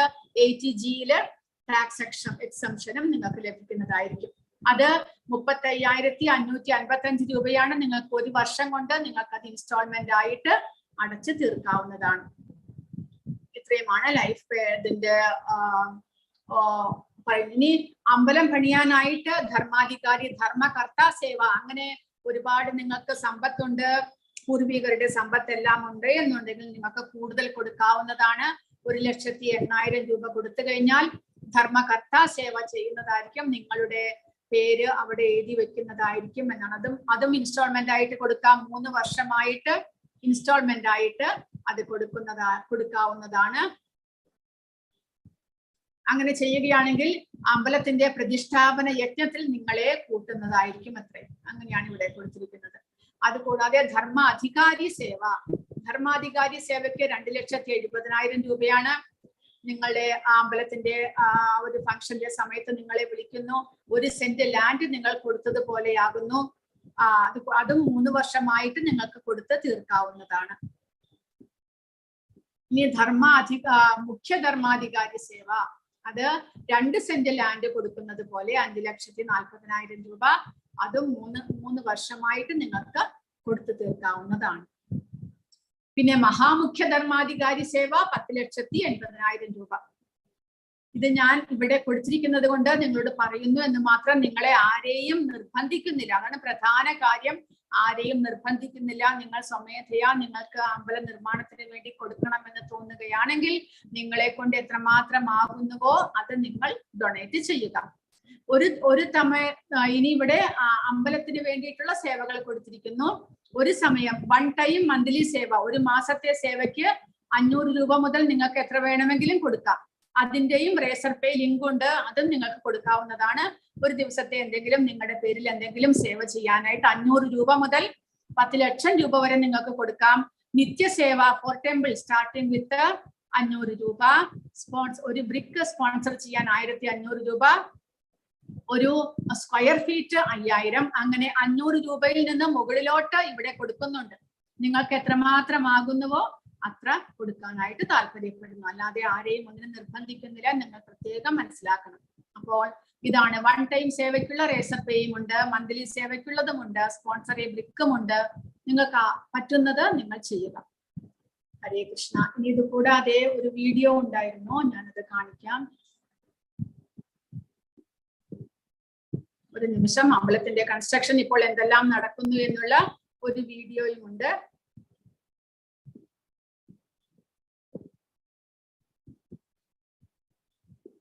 Krishna, dear devotees, I am standing at the entrance of the project, and where I am standing at this place is a big gap. This is the place the Raj Gopura or the Katta Gopura will come, and both the sides we will have shops where we can distribute Bhagavadgita in all the languages, all prasadam, various paraphernalia, chappal stand, all this will come at this place.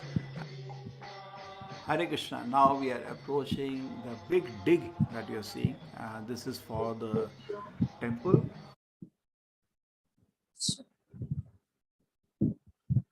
The temple building, at the multi-story temple building, where we have at the ground floor, where we are reaching now, this is the Annadana hall, where the Annadana hall will come.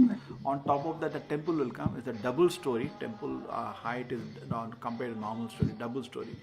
It will look very beautiful. ഇതാണ് അമ്പലത്തിന്റെ entrance. അമ്പലം construction ആയി കഴിഞ്ഞാൽ അമ്പലത്തിന്റെ entrance ഇവിടെ കാണിച്ചിരിക്കുന്നു. ഇവിടെ 5000 square feet just in front of the പ്രഭുപാദയുടെ വിഗ്രഹം വെക്കുന്ന പ്രഭുപാദയുടെ സ്ഥലമാണിത്.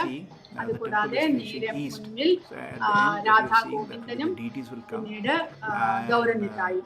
അപ്പോൾ ഇതാണ് അമ്പലത്തിന്റെ കൺസ്ട്രക്ഷൻ സൈറ്റ് ഇവിടെ കാണിച്ചിരിക്കുന്നത്. ഇത്രയും സ്ഥലത്ത് അമ്പലത്തിന്റെ കൺസ്ട്രക്ഷൻ വരുന്നു. ഇത് ബ്രഹ്മചാരി ആശ്രമത്തിന്റെ സൈറ്റാണിത്.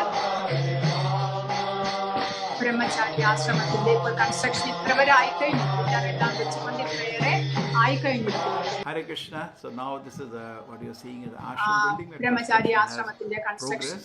അതുകൂടാതെ പിന്നീട് ഇതും വരുന്നുണ്ട്. അതാണ് ഗസ്റ്റ് ഹൗസ്, അതും വരുന്നുണ്ട്. 32 റൂമുകളുള്ള ഗസ്റ്റ് ഹൗസ് അതും വരുന്നുണ്ട്. Bathrooms are coming. It's no attached bathroom here. It's a dormitory. The guest house in the construction and തയ്യാറെടുപ്പാണ് ഇവിടെ കാണുന്നത്. 15 people can stay, and in the second floor again 15 people can stay. So this is what the overall structure of the ashram is.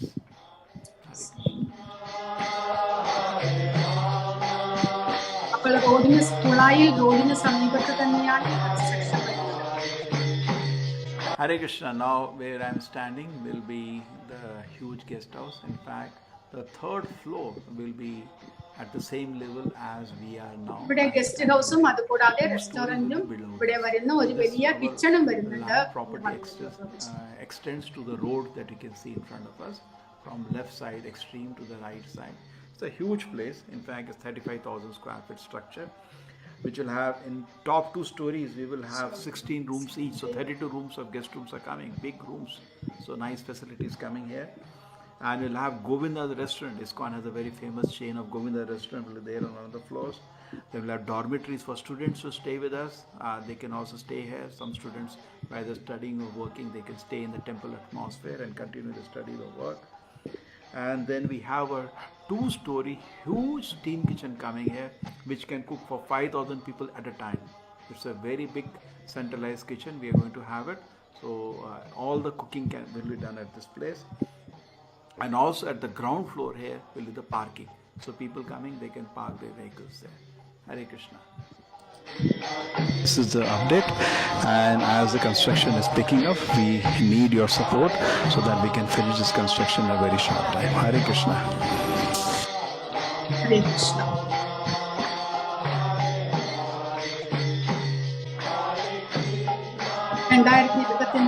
Construction